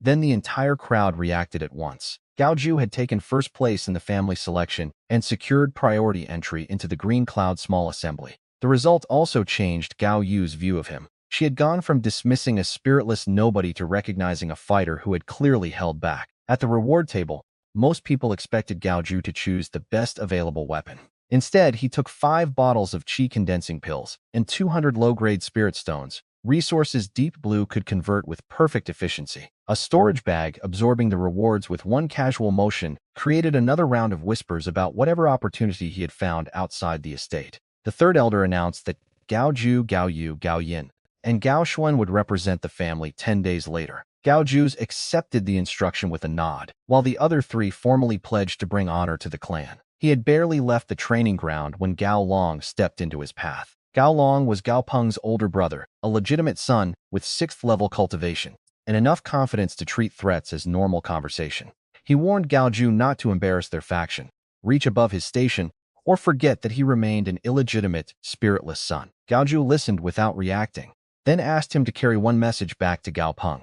The injured young master should rest properly, because Gao Jiu intended to settle the old account personally. Gao Long's face hardened, but Gao Jiu walked past before the confrontation could become a pointless hallway fight. Back in the shed, he converted the pills and spirit stones, raising Deep Blue's reserve by hundreds of energy units. He deliberately kept that fortune untouched, treating it as emergency fuel for the tournament rather than an invitation to overspend. The next challenge arrived not from a rival cousin, but from the family head's personal butler. Gao Jiu's father had finally summoned him to Lingering Cloud Pavilion, the part of the estate reserved for people the old Gao Jiu never saw. Inside waited the family head, Gao Peng, and Lady Liu, Gao Peng's mother and the first wife of the household. Gao Peng looked pale from his recent injury, but the hatred in his eyes had recovered perfectly. Lady Liu regarded Gao Jiu with open disgust, while the family head watched with the measured expression of someone evaluating a new asset. Gao Jiu bowed and called him father, though the word carried none of the warmth the title normally implied. The family head opened by releasing foundation building pressure across the room to test whether the suddenly powerful sun would crack. Blood fiend energy rose instinctively against the weight, not matching its raw strength, but preventing Gao Jiu from bending. The first approach came wrapped in concern. The family regretted neglecting him, and mysterious power could become dangerous without proper guidance. If Gao Jiu surrendered whatever inheritance or technique he had found, the elders would examine it and help him cultivate safely. Lady Liu called his methods demonic before the offer even finished, while Gao Peng demanded that the threat be removed entirely. The family head silenced them and repeated the demand more firmly, promising forgiveness for past conflicts if Gao Jiu cooperated. Gao Jiu offered the same simple story he had prepared for everyone else. A strange fruit in the mountains had changed his body. He claimed no complete inheritance and no secret manual worth turning over. Nobody in the room believed the explanation, but disbelief did not magically produce evidence. The family head finally dropped the warm tone and unleashed his full foundation building aura like a mountain falling inside the pavilion. Gao Jiu remained upright, letting his own savage heat spread just enough to show he would not kneel on command. He repeated that there was no inheritance to surrender, and invited the family to use its laws openly if they intended to punish him. The confrontation stopped there, because forcing the issue before the public tournament carried political costs even the family head could understand. Gao Jiu left knowing the family now viewed him as both valuable and potentially uncontrollable. The 10 days before the assembly passed under a suspicious calm. Gao Peng and Gao Long stayed out of sight, while the family head made no second attempt to seize Gao Jiu's secrets directly. Gao Jiu spent the time combining blood fiend control with bone-forging heat, especially learning to compress the toxic fire into tighter attacks. His large system reserve remained untouched, because healing and emergency breakthroughs mattered more than small gains during peaceful training. On the morning of the assembly, the Gao representatives gathered at the estate gate before dawn under the third elder's supervision. Gao Yu, Gao Yin, and Gao Xuan wore formal clan clothing, while Gao Jiu still looked like the same stubborn boy who preferred faded shirts to ceremony. Green Cloud Plaza was already packed when they arrived, with 10 stone stages surrounded by thousands of spectators and banners from every faction. All three great families occupied separate viewing areas, while smaller clans and wandering cultivators filled every remaining space. Rumors about Gao Jiu had reached the city first, the spiritless boy who broke a testing stone and shattered weapons with bare hands. The Lin family arrived with Lin Tian at the center, still arrogant despite looking slightly paler after his mountain injury. Lin Shua's cold gaze found Gao Jiu again and lingered long enough for him to notice. The Yin family entered with equally hostile expressions, especially from members who had heard what happened to their people near the mountains. The opening round was a mass brawl designed to reduce the field quickly. 100 fighters crowded each of 10 stages, with only the final 10 standing on each platform allowed to advance. Gao Jiu drew stage 7, and the signal had barely sounded before 6 fighters coordinated against him. 3 Yin family members attacked with sword, saber, and flying shuttle, while wandering cultivators added fireballs and wind blades from behind. Gao Jiu walked through the opening assault instead of retreating. He punched the saber aside, slapped the sword offline, and flicked the flying shuttle back toward its owner, fast enough to force a dive. Fire and wind spells struck the Bloodfiend shield from behind and dissolved across the crimson layer like rain touching heated stone. Then Gao Jiu moved into the group and ended each exchange with one controlled impact. A palm strike sent one fighter over the edge, an elbow broke another's guard, and a shoulder check dropped a third without needing a named technique. The crowd stopped asking whether he was strong and started asking what kind of body could survive that much punishment without arm. Gao Yu watched from the rest area and finally understood that their internal final had shown only a small portion of his real ability. Within 15 minutes, fewer than 15 people remained on stage 7. The survivors looked at the groaning bodies around Gao Jiu, exchanged one practical glance, and voluntarily jumped from the platform. Stage 7 finished first with Gao Jiu standing at the center, as if the entire opening round had been a warm-up. Gao Yu, Gao Yin, and Gao Xuan also survived their stages, though none cleared a field with the same overwhelming ease. Lin Tian advanced comfortably, as did the Yin family's strongest young talent. After a short recovery period, 100 remaining fighters entered the elimination bracket where individual matchups would decide the real rankings. Gao Jiu looked at the lottery box and thought only about the foundation building pill waiting at the end of the tournament. The first elimination draw paired Gao Jiu with Lin Dong, the Lin family's second-ranked young fighter and a 6th-level lightning cultivator. Lin Dong entered smiling, blue sparks already crawling over his skin as he asked whether Gao Jiu's tough body could handle thunder. Gao Jiu raised one hand and invited him to find out. Lin Dong formed seals quickly,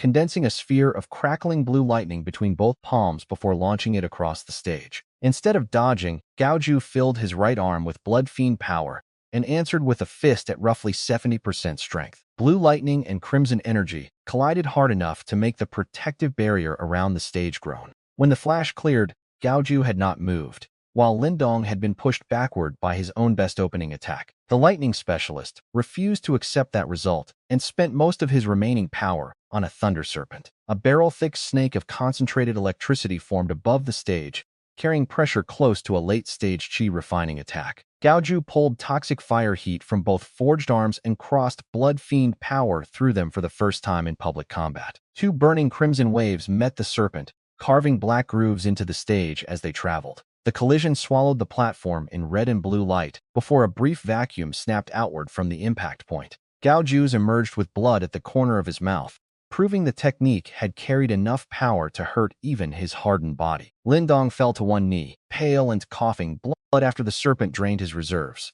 and the backlash hit his channels. He admitted defeat before pride could turn exhaustion into permanent damage. The plaza erupted because Gao Jiu had beaten a 6th-level lightning specialist in a direct power contest rather than exploiting a technicality. The third elder watched with new calculation, while Lin Tian's expression darkened visibly from across the family sections. Lin Shui remained harder to read, studying Gao Jiu's energy instead of reacting emotionally. Gao Jiu wiped away the blood and noticed something useful about the fight.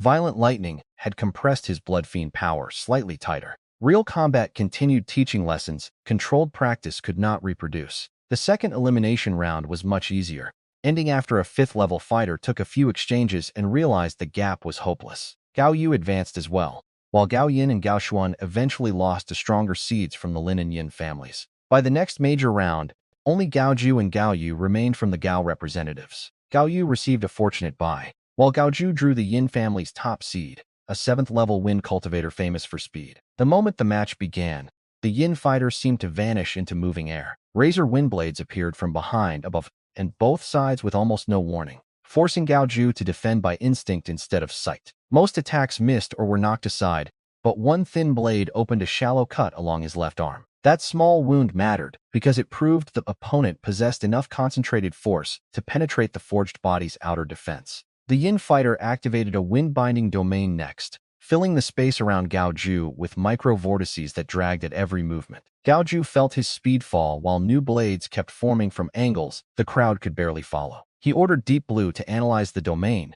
map the energy source, and predict the opponent's movement rather than wasting attacks on empty air. The system identified a southeastern concentration point and began projecting high-speed trajectories across Gao Jiu's awareness. His defense changed immediately. Blocks landed before attacks fully formed, and evasions became smaller, cleaner, and less expensive. The Yin Feng fighter recognized that something had changed and abandoned harassment for one decisive strike. He appeared briefly and compressed wind into a blue-black blade barely a foot long, dense enough to distort the air around it. The attack carried force, threatening even an 8th-level cultivator, and aimed directly at Gao Jiu's heart. Instead of dodging, Gao Jiu fused blood fiend power with bone-forging heat across his entire body. Dark red lines brightened almost white, and scorching energy built inside his core until the air around him dried visibly. He released the force from both palms in a wide fan rather than a narrow punch. The burning fiend blood wave flooded half the stage with crimson heat, and tiny patterns formed from compressed fiend power. Wind currents collapsed where the wave touched them, breaking the domain structure and stripping control from the incoming ultimate blade. The blue-black strike kept pushing forward, but dissolved rapidly inside the heat until Gao Jiu could swat away what remained. The same wave swept toward the Yin fighter's hidden position and disrupted the movement technique that had kept him nearly invisible. He tried escaping the coverage zone, but the edge caught one leg before he cleared it. Clothing burned instantly, skin blackened, and corrosive fire entered the channels hard enough to drop him from wind form. The referee ended the match as soon as the injured fighter could no longer stand. Gao Jiu remained upright but pale, because the burning fiend blood wave consumed an enormous share of his blood fiend reserves. The stage itself had turned black across a wide arc, demonstrating why the attack could not be used casually around weaker allies. Every elder in the plaza began recalculating Gao Jiu as more than a physically strong oddity. The third elder looked impressed and alarmed at the same time, while the Lin and Yin sections now treated him as an open strategic problem. Back in the rest area, Gao Jiu asked Deep Blue to analyze the new technique instead of admiring the crowd's reaction. The attack excelled against domains and energy constructs, but its charge time, aim, and cost were all inefficient. Deep Blue produced a better routing pattern that reduced waste and shortened formation time, giving Gao Jiu something concrete to practice between rounds. A Gao family butler arrived carrying recovery medicine from the family head and a carefully worded message about support. Gao Jiu refused the box without opening it because the same family that threatened him days earlier had not sudden since he discovered unconditional affection. The offer was useful only as proof that his value had risen faster than their preferred methods of control could adapt. Across the plaza, Lin Tian spoke quietly with his father and several elders while occasionally looking toward Gao Jiu. Whatever plan they discussed was unlikely to involve fair play, especially with a foundation-building pill at stake. The Yin family looked no friendlier after losing its best young fighter to an attack that had ruined one leg. The next draw removed any remaining suspense about the collision everyone expected. Gao Jiu's name appeared opposite Lin Tian's, matching the tournament's strongest dark horse against its established favorite. Lin Tian silently told him his luck had ended. Gao Jiu answered with the same calm he had carried onto every other stage. Their auras collided before the referee even gave the signal. Lightning pressure, meeting heavy crimson heat across the main platform. Lin Tian spoke about borrowed power and talent, trying to reduce Gao Jiu's rise to some temporary opportunity that could be taken away. Gao Jiu declined the argument and told him to let the fight answer instead. The match began with Lin Tian slamming both hands down and transforming the stage into an 8-direction lightning prison. Thick bolts linked around Gao Jiu from every side, creating a cage whose currents attacked muscle, skin, and blood fiend shields simultaneously. This lightning was far denser than Lin Dong's and carried enough pressure to threaten 8th-level cultivators. Deep Blue searched for a structural weakness and found none. Lin Tian himself was the only true power source. Breaking the cage by brute force would consume most of Gao Jiu's reserves, with a poor chance of success. He attacked one section with the Burning Fiend Blood Wave instead, reducing the lightning locally, but paying heavily for every second of space. Lin Tian tightened the prison and turned the surrounding bolts into coiling thunder snakes that began crushing inward. Gao Jiu's shield flickered under pressure, leaving no room for another conservative solution. He bit his tongue, used blood as a trigger, and burned part of his own blood essence for a temporary surge. Blood Fiend power spiked toward the limit of his current level, while Deep Blue compressed it into tighter rotating packets around both fists. Gao Jiu punched through the closing lightning snakes one by one, carving a path toward the cage wall through sheer controlled violence. Lin Tian's confidence cracked when the prisoner he expected to roast started breaking his strongest technique from inside. Then he produced a talisman covered in purple gold lightning runes, and the elders around the plaza reacted before Gao Jiu recognized it. The Purple Sky Divine Thunder Talisman carried the equivalent of a full foundation building strike. Using that object in a youth tournament crossed far beyond ordinary 7th-level combat, but Lin Tian activated it without hesitation. A barrel-thick pillar of purple lightning fell from above and tore through the existing prison directly toward Gao Jiu's head. Deep Blue calculated that the exhausted body could neither dodge nor block normally after the blood essence surge. One survival route remained: dump every stored system unit into reinforcing the Boneforge right arm and meet the strike directly. Gao Jiu had accumulated 325 emergency units precisely for a moment when ordinary planning failed. He spent all of them. Energy flooded into the right arm faster than the bones were designed to accept, turning the dark red lines beneath his skin into flowing light. The forged structure groaned and began developing tiny fractures even before the lightning arrived. Gao Jiu raised that arm above his head and caught the foundation building attack with his fist. The explosion erased most of the stage, shattered sections of the protective barrier, and threw nearby spectators from their seats. Purple lightning and crimson heat swallowed the center of Green Cloud Plaza until nobody could see either fighter. When the light finally receded, Lin Tian knelt on one side of a crater, white-faced and nearly unconscious from activating power above his level. Gao Jiu knelt on the other side, with his right arm blackened, split open, and fractured deeply enough for glass-like bone to show beneath ruined flesh. Blood ran from his mouth, and Deep Blue's emergency reserve had dropped to essentially nothing. Yet he was alive after taking a foundation-building strikes head-on through one arm. Lin Tian tried to rise and gather power that his body no longer possessed. Gao Jiu forced himself up first, collected the last trace of Blood Fiend power in his left fist, and crossed the crater. The punch landed in Lin Tian's dantian and dropped him unconscious before another talisman or hidden weapon could appear. Gao Jiu turned toward the referee, while barely able to remain standing, and asked for the result. The official finally announced him as the winner, and the plaza erupted louder than at any previous point in the tournament. Every step off the ruined stage sent pain through his body, but Gao Jiu kept his back straight because weakness invited a different kind of attack. The third elder reached him before he collapsed, and immediately used healing energy to stabilize the worst internal damage. Gao Yu watched from nearby with the final piece of doubt gone. Their earlier match had been Gao Jiu operating far below this level. Lin Tian remained unconscious in the Lin family section, while his father looked ready to start a war over the damaged dantian. The tournament officials confirmed Gao Jiu as champion of the Green Cloud Small Assemblies Qi Refining Division. At the award ceremony, he accepted the foundation building pill, a top-grade wind-splitting blade, and 500 low-grade spirit stones. The jade box containing the pill radiated warm medicinal energy even through its sealed surface. Gao Jiu stored everything with his left hand, already thinking less about the trophy and more about the next cultivation bottleneck. The Gao delegation had barely started leaving when Lin Tian's father stepped into their path with several foundation building elders behind him. Yin family seniors closed from the other side, turning the tournament exit into a political confrontation before the blood on the stage had dried. The Lin elder accused Gao Jiu of forbidden cultivation, crippling his son, and using demonic methods unfit for the city. A Yin elder supported the accusation, less interested in morality than in removing the fighter who had just destroyed their best young seed. The third elder released his own foundation building pressure and moved between Gao Jiu and the approaching groups. Gao Jiu stepped beside him anyway, raised the jade box in his uninjured hand, and made the issue simple. The tournament rules said the winner took the prize, and every attack Gao Jiu survived had been used openly in front of the referees. If either family disliked the result, their younger generation was welcome to challenge him again under the same rules. Nobody answered because Lin Tian had already used a foundation-building talisman and still lost. The standoff sharpened until a calm voice from above ordered everyone to stop. City Lord Marongyi floated over the plaza, carrying the pressure of a peak foundation-building cultivator and the authority to end arguments instantly. He declared the tournament results final and warned every family to keep private grudges from turning his city square into a battlefield. Before leaving, Marongyi told Gao Jiu to heal properly and not waste his talent. The Lin and Yin groups withdrew because defying the strongest person in Green Cloud City would achieve nothing except a worse defeat.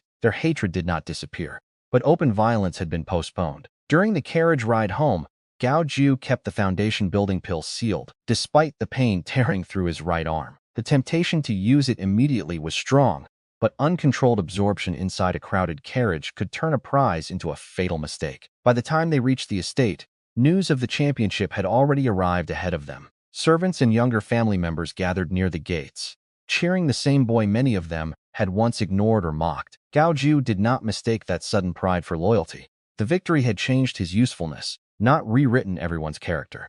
The third elder personally moved him from the storage shed into a private courtyard, with training rooms and protective formations. The new courtyard included a proper meditation room, a training space, and privacy formations far beyond anything surrounding the old storage shed. Gao Jiu inspected every formation before trusting it, because comfort meant nothing if the room leaked his condition to curious elders. Deep Blue monitored the entrances while he tested how much spiritual perception the barriers could block from outside. Only after confirming the isolation did Gao Jiu remove the last layer of composure he had maintained since leaving the tournament. His damaged right arm pulsed with every heartbeat, and even shifting the shoulder sent pain deep through the cracked forged bone. The injury was structural rather than cosmetic, which explained why ordinary healing energy had stabilized him without restoring real combat function. Gao Jiu also understood that repairing only the flesh would leave the channels around the arm unable to carry his strongest techniques safely. That made the reconstruction plan more than medical treatment.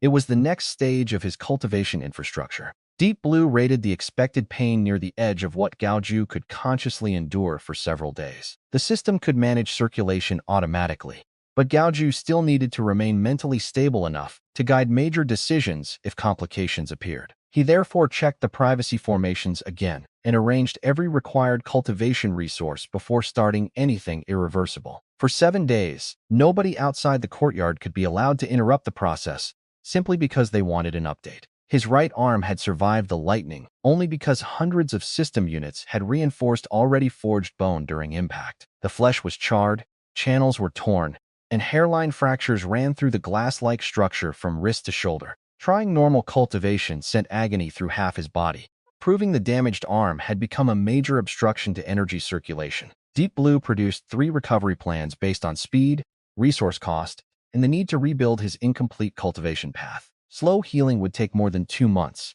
far too long with the Lin family already furious. A partial use of the foundation building pill could shorten recovery, but most of the medicine's higher value would be wasted on simple repair. The aggressive plan used the entire pill together with most of his spirit stones for 7 days of complete reconstruction. Deep Blue would rebuild the arm, reinforce channels, stabilize his body, and use the huge data surge to deduce the blood fiend art beyond chi refining. The process promised near unbearable pain and left him helpless while it ran. But the missing foundation building chapter was the greater problem. Gao Jiu chose the third plan because surviving today's battle meant little if his cultivation path ended at the next boundary. He sealed the courtyard, arranged spirit stones in a dense circle, opened the jade box once, and consumed the foundation building pill. The medicine dissolved into warm power that Deep Blue immediately combined with streams pulled from the surrounding stones. Reconstruction began in the shattered right arm, where energy ground through damaged bone and rebuilt it layer by layer. Gao Jiu bit down until blood filled his mouth while dead tissue peeled away and new flesh formed beneath it. Fractured glass-like bone fused denser than before, and widened channels reconnected through the entire arm. At the same time, Deep Blue analyzed the Bloodfiend art, comparing every known pathway with the foundation building principles stored from books and experience. Missing sections began filling in as probability models collapsed into usable cultivation routes. Gao Jiu lost track of time inside the pain, but Deep Blue kept his consciousness stable enough to guide each dangerous stage. Energy pathways through the shoulder widened, so Bloodfiend power could reach the hand without scattering across damaged junctions. The same circulation reinforced weaker points elsewhere in Gao Jiu's body, preventing one overdeveloped arm from becoming a structural imbalance. The system was not copying a normal spirit root method. It was extracting rules about compression, stability, and energy state changes that could survive translation.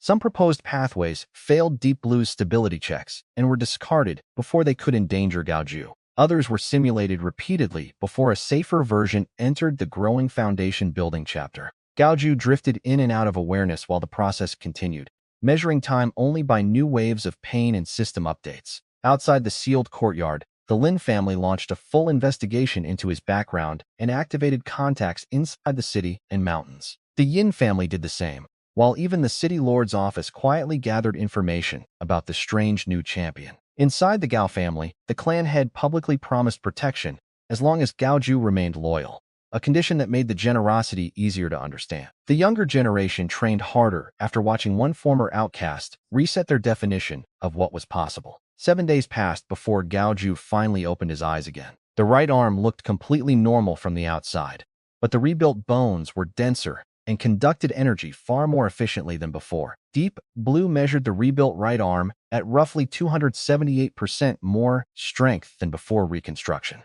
Energy conductivity through the limb had improved by about 155%, with further room to grow through later forging. The rest of Gao Jiu's channels had also widened enough to carry Bloodfiend power with less turbulence. His cultivation had reached the absolute peak of qi refining, rather than crossing the final barrier immediately. More importantly, Deep Blue marked the Bloodfiend Art's qi refining chapter as fully complete. The newly deduced foundation building chapter had reached roughly 3.7%, enough to reveal a genuine root beyond Gao Jiu's current realm. The medicinal power from the consumed pill had not been wasted. Much of it had been integrated into his repaired foundation, ready to support the eventual breakthrough. Gao Jiu tested the right arm on an obsidian training post, built to withstand late qi refining attacks. A casual swing using only physical force carved a deep gouge across the reinforced surface. He stopped there because showing the full result to anyone watching would create more questions than answers.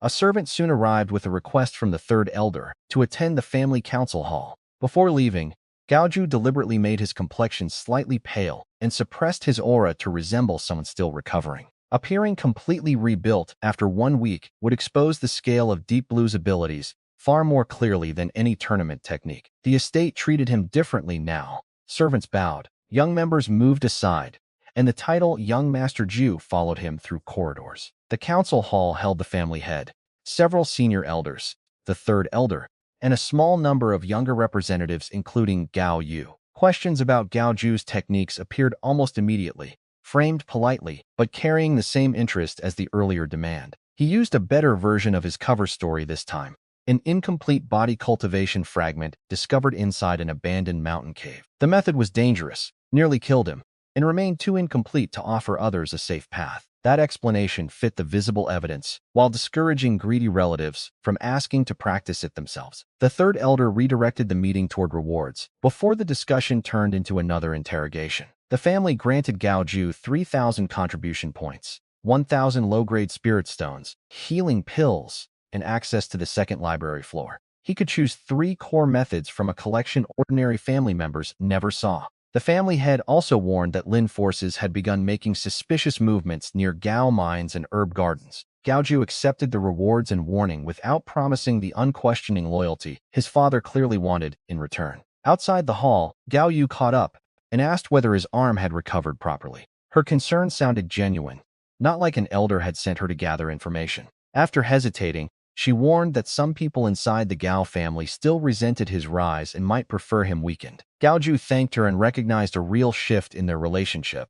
The former rival was becoming a cautious ally. The second-floor technique library became his next destination, because tools mattered more than guessing which faction would move first. A gray-robed elder checked the reward token and allowed Gao Jiu 1 hour to make exactly 3 selections. Unlike the public floor, this level held only a small number of jade slips, each carrying a complete core technique or valuable fragment. Deep Blue recorded every permitted description, while Gao Jiu evaluated practical gaps rather than chasing the most impressive names. The family's green origin method and several elemental cultivation variants offered nothing worth replacing the Blood Fiend path. A fragment called Soul-Piercing Spike caught his attention because mental attacks could bypass many physical defenses. Deep Blue rejected immediate study after calculating roughly a 42.7% chance that reconstructing the fragment would fail. Because the technique attacked through the soul, failure could damage Gao Jiu's mind, instead of merely injuring flesh or channels. A mistake in body training could break bone.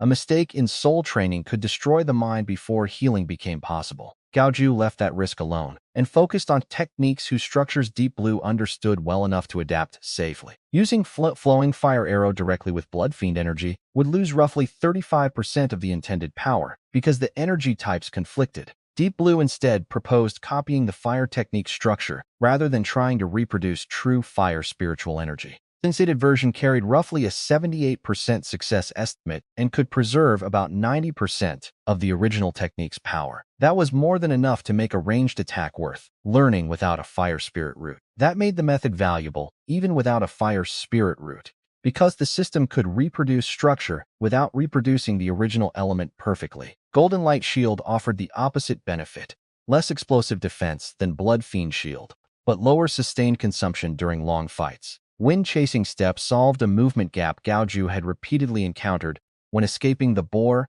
the Thunder Eagle, and stronger pursuit threats. Together, the 3 choices widened his tactical range without replacing the brutal close combat foundation that already worked. The second-floor visit also gave Deep Blue 3 more examples of how orthodox techniques organized energy, data useful beyond the skills themselves. Gao Jiu moved on rather than gambling, simply because a technique sounded useful. The first method he selected was Flowing Fire Arrow, a ranged attack that compressed fire energy into fast armor-piercing bolts. Deep Blue believed Blood Fiend power could imitate the required energy structure with acceptable loss, solving Gao Jiu's lack of distance attacks. The second selection was Golden Light Shield, a fast defensive technique more efficient for sustained protection than his expensive Blood Fiend barrier. The third was Wind Chasing Step, chosen for straight-line speed because his close-range footwork was excellent, but long-distance movement remained inefficient. None of the 3 was the strongest technique on the floor. Together they covered weaknesses that mattered in actual fights. Gao Jiu registered the choices and left before the hour ended. Deep Blue immediately began building compatible Blood Fiend versions from the copied structures. The next bad news arrived before he had fully tested them. One of the Gao family's iron mines near Blackwind Ridge had been attacked by raiders who killed the guards, damaged the entrance, and vanished without witnesses. The material loss was manageable, but the speed and cleanliness of the raid made the political message obvious. Gao Jiu and the third elder both suspected the Lin family, even though no direct evidence had been left behind. Deep Blue pulled terrain data from the geography books Gao Jiu had studied earlier and mapped likely approach and retreat routes around the mine. The site sat in a mountain hollow surrounded by dense pine forest and one narrow road, perfect terrain for professional ambushers. Family elders argued between immediate retaliation and defensive caution, neither side possessing enough intelligence to choose confidently. Gao Jiu stayed out of the argument and spent 2 days training the new techniques instead. Flowing Fire Arrow became a compressed Blood Fiend bolt rather than literal flame, sacrificing some purity for compatibility. Golden Light Shield was rebuilt into a faster defensive layer that cost less than keeping the full Blood Fiend shield active continuously. Wind Chasing Step responded especially well, turning his already powerful legs into a much better long-distance movement tool. To observers, Gao Jiu looked like an injured champion stubbornly returning to training before recovery was complete. That appearance was deliberate, because enemies who underestimated his rebuilt arm were giving him free information. One evening, Gao Yu arrived with medicinal food and a warning she clearly had not been ordered to deliver. Gao Bing, grandson of the first elder, had been blaming Gao Jiu for provoking the Lin family and bringing danger onto the clan. His followers were repeating the same argument, mixing fear with jealousy after their own poor tournament results. Gao Jiu dismissed them as background noise because resentment without strength or opportunity was not yet a strategic threat. What mattered was that Gao Yu had chosen to tell him, increasing the small amount of trust forming between them. After she left, Gao Jiu reviewed the real pressures surrounding him: Lin revenge, Yin hostility, family politics, and outside interest in Deep Blue's unexplained results. Every line pointed toward the same requirement: reach foundation building before someone stronger chose the time and place of the next confrontation. The reconstructed Blood Fiend path now showed a route forward, but the breakthrough still demanded perfect control and several uninterrupted days. Gao Jiu refused to attempt it while the estate's security and loyalties remained uncertain. He spent his nights polishing the 3 new techniques and feeding energy into the wind-splitting blade won at the tournament. The weapon had a young spirit that gradually responded to his Blood Fiend aura rather than rejecting the unfamiliar power. After repeated sessions, the blade began humming when he called and could slip into his sleeve under simple mental direction. Gao Jiu did not plan to replace his fists, but a flying weapon added angles his opponents would not expect from a body cultivator. His rebuilt right arm kept revealing how much the 7-day reconstruction had changed it. A casual palm strike sent enough pressure through a reinforced wall to leave a visible dent without direct contact. Gao Jiu immediately reduced the force and memorized the result, instead of turning the courtyard into evidence. Deep Blue helped blend wind-chasing step with his existing combat footwork until normal movement naturally preserved fighting balance. The same process adapted Flowing Fire Arrow into a ranged Blood Fiend projectile and Golden Light Shield into a quicker defensive response. Gao Jiu stopped pretending to be as weak as before,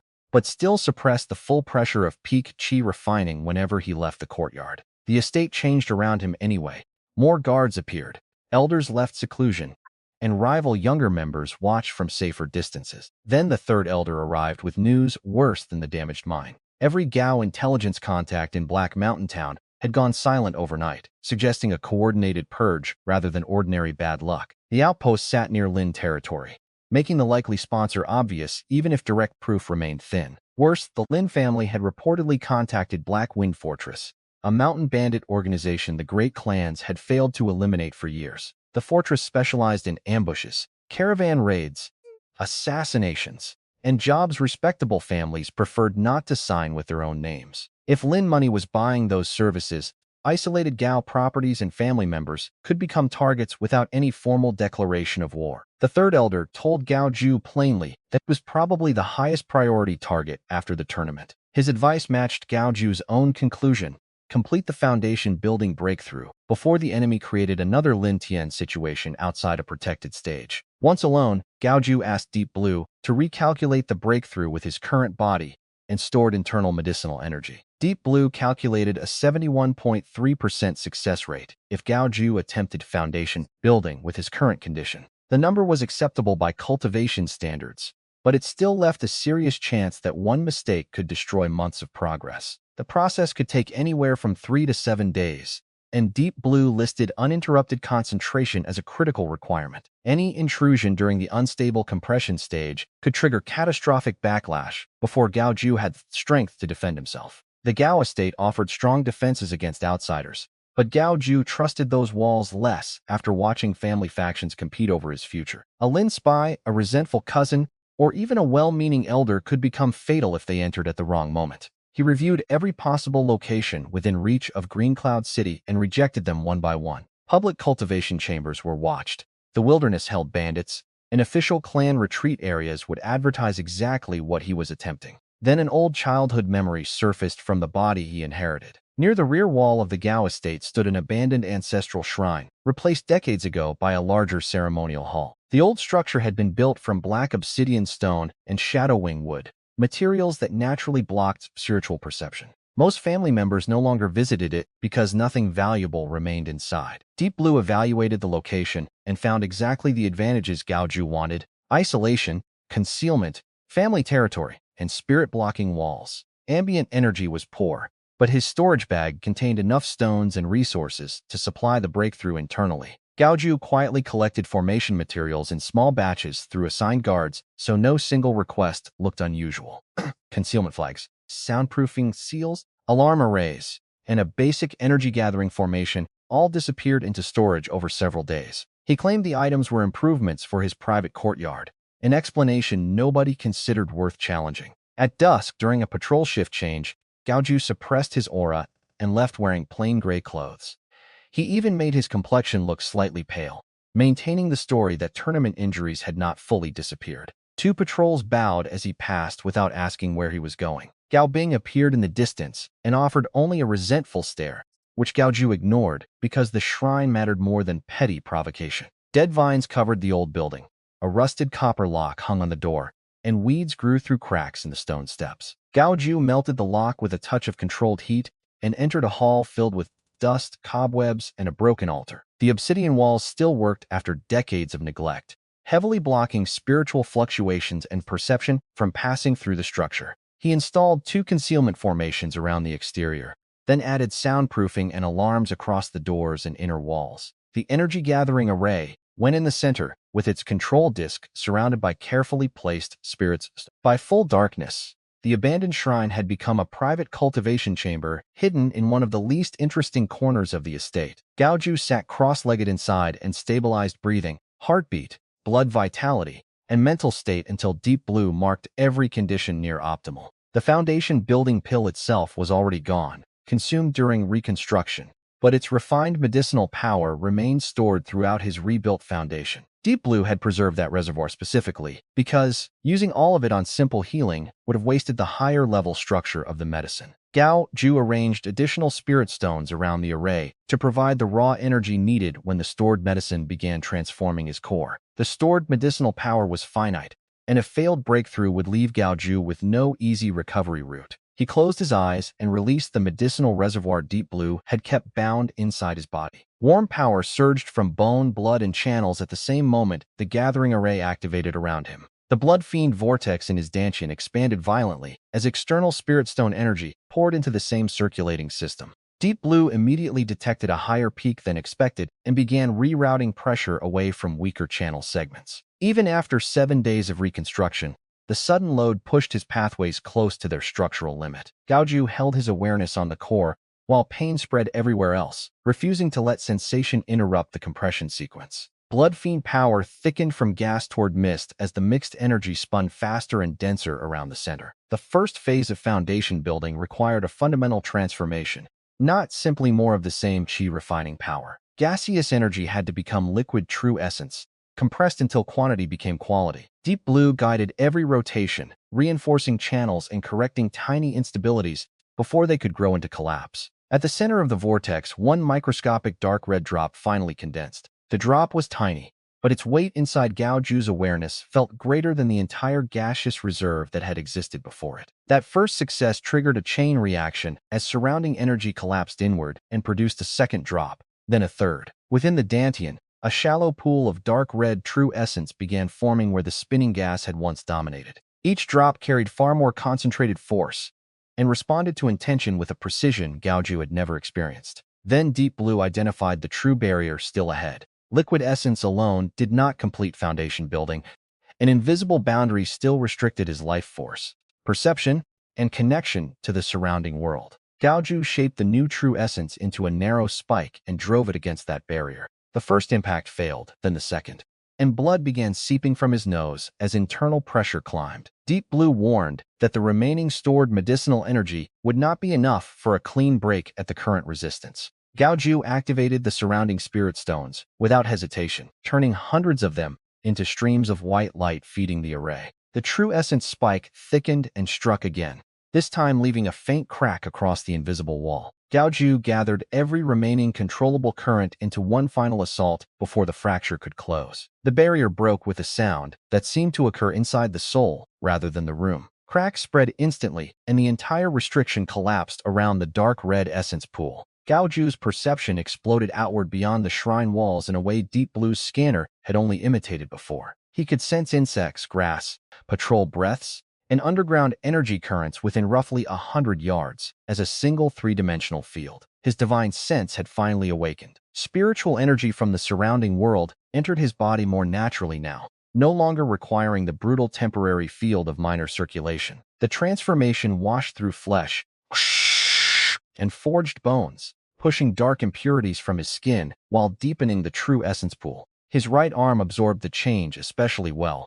The rebuilt glass-like structure, humming as stronger energy flowed through it. When the process finally stabilized, Gao Jiu opened his eyes as a true foundation-building cultivator. Foundation building did not simply make Gao Jiu stronger.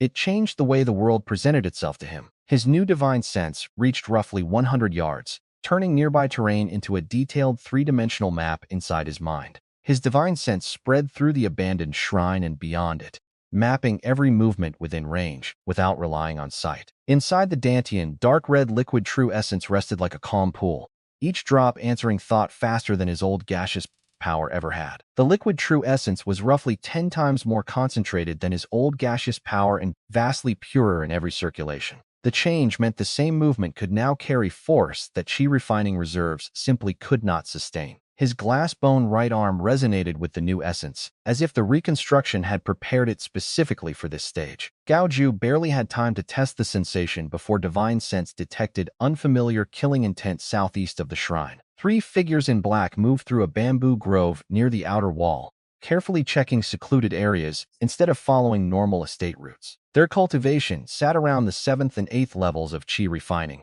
but their energy carried the predatory coldness of people accustomed to murder. Deep Blue matched the pattern with information the third elder had gathered about Black Wind Fortress. The timing was too precise to be coincidence. Someone knew Gao Jiu was supposed to be injured and secluded somewhere inside the estate. Instead of alerting guards, Gao Jiu treated the intruders as the first controlled test of his new realm. He crossed roughly 80 yards without activating a movement technique, using physical speed and divine sense to keep every step silent. At 30 yards, he could perceive masked faces, breathing rhythms, weapon positions, and the formation spacing between the 3 men. Gao Jiu's attacked their minds before their bodies. 3 crude spikes of divine sense struck the backs of their consciousness at once, modeled from principles Deep Blue had recorded from soul-piercing spike. The technique was incomplete and nowhere near lethal, but every intruder froze long enough for a foundation-building body cultivator to close distance. Gao Jiu appeared beside the rear man and tapped 2 fingers against his temple. The glass-like bones carried enough raw force to crush the skull inward without producing any spiritual flare for distant observers to notice. One step put Gao Jiu beside the second intruder before the man's stunned mind recovered. A bare hand cut across the throat with controlled physical force, breaking the neck and ending the fight almost silently. The leader shook free of the mental stun in time to see both companions fall and Gao Jiu standing directly in front of him. He tried to gather spiritual energy, but Gao Jiu released foundation-building pressure and pinned every movement before a technique could form. The man had entered expecting a badly injured chi-refining youth and instead found something operating an entire realm above him. Gao Jiu placed a hand against the captive's head and attempted a crude soul search using divine sense. The process was violent, tearing through memory, rather than requesting cooperation, and the bandit's consciousness offered little resistance under the gap in realms. Images surfaced of caravans robbed, villages terrorized, and a secret meeting with a Lin family steward. The orders were explicit enough to remove doubt. Infiltrate the Gao estate perimeter and locate the young champion believed to be recovering in seclusion. Gao Jiu also extracted the temporary camp locations, rough numbers, cultivation levels, and Black Wind Fortress contacts operating near Green Cloud City. When he withdrew, the bandit's consciousness had been damaged beyond recovery, and the body collapsed. The entire confrontation lasted roughly 10 seconds from the first mental strike to the final soul search. Deep Blue's combat model estimated the realm change had increased Gao Jiu's overall fighting capability by roughly 8 to 15 times, depending on technique. Speed, perception, pressure, control, and mental force had all changed category, rather than merely improving by a percentage. He released a small wave of corrosive true essence over the 3 bodies, reducing blood and flesh to ash before patrols could discover evidence. The wind scattered what remained, leaving the bamboo grove nearly as quiet as before the intruders arrived. Gao Jiu did not return to his courtyard or report the attack immediately. The dead leader's memories had provided the location of the closest Black Wind Fortress team, and waiting would only give them time to relocate. An abandoned mountain god temple on the edge of Black Wind Ridge served as their temporary base. The camp also contained proof of Lin contact if the bandits' memories were accurate, making it more valuable than 3 dead scouts. Gao Jiu slipped toward a quiet section of the city wall between patrol routes. One jump carried him most of the way up the 40-foot stone face, and forged fingers punched into the surface to create a silent handhold. He swung over the top and dropped outside without calling on true essence, leaving almost no energy signature for hidden observers to track. Once clear of the city, Gao Jiu activated Wind Chasing Step for the first real test at foundation building. The technique no longer felt like forcing speed through the legs. True essence seemed to connect with moving air and pull him forward. He skimmed over rough ground with minimal contact while divine sense swept the route ahead for beasts, ambushes, and poisonous terrain. What had once taken careful mountain travel became a short run measured in minutes. About 15 minutes later, Gao Jiu settled into a treetop, roughly 100 yards from the ruined temple. Divine sense spread through the building before he exposed himself physically. 5 people waited inside, 4 black-clad cultivators around the 8th and 9th levels of chi refining, plus 1 much stronger man. The leader wore a beast-hide vest, carried old scars across his face, and radiated early foundation building power comparable to Gao Jiu's new realm. He was chewing dried meat while complaining that the 3 scouts had taken too long to return. The 4 subordinates were nervous enough that their breathing changed each time the leader mentioned the Gao estate. After another half hour, the scarred man planned to use the backup order and strike the estate perimeter directly. The goal was not necessarily to invade. It was to create enough chaos to draw the injured target into an ambush. He also spoke openly about the Lin family's payment, including spirit stones and other rewards promised for a successful job. That conversation confirmed the central pieces Gao Jiu needed without requiring another destructive soul search. The Lin family had hired Black Wind Fortress, the bandits had penetrated Gao territory, and the nearest strike team now sat together in one isolated ruin. Perched above the ruined temple, Gao Jiu asked Deep Blue for an assault plan and fixed his attention on the 5 enemies waiting below.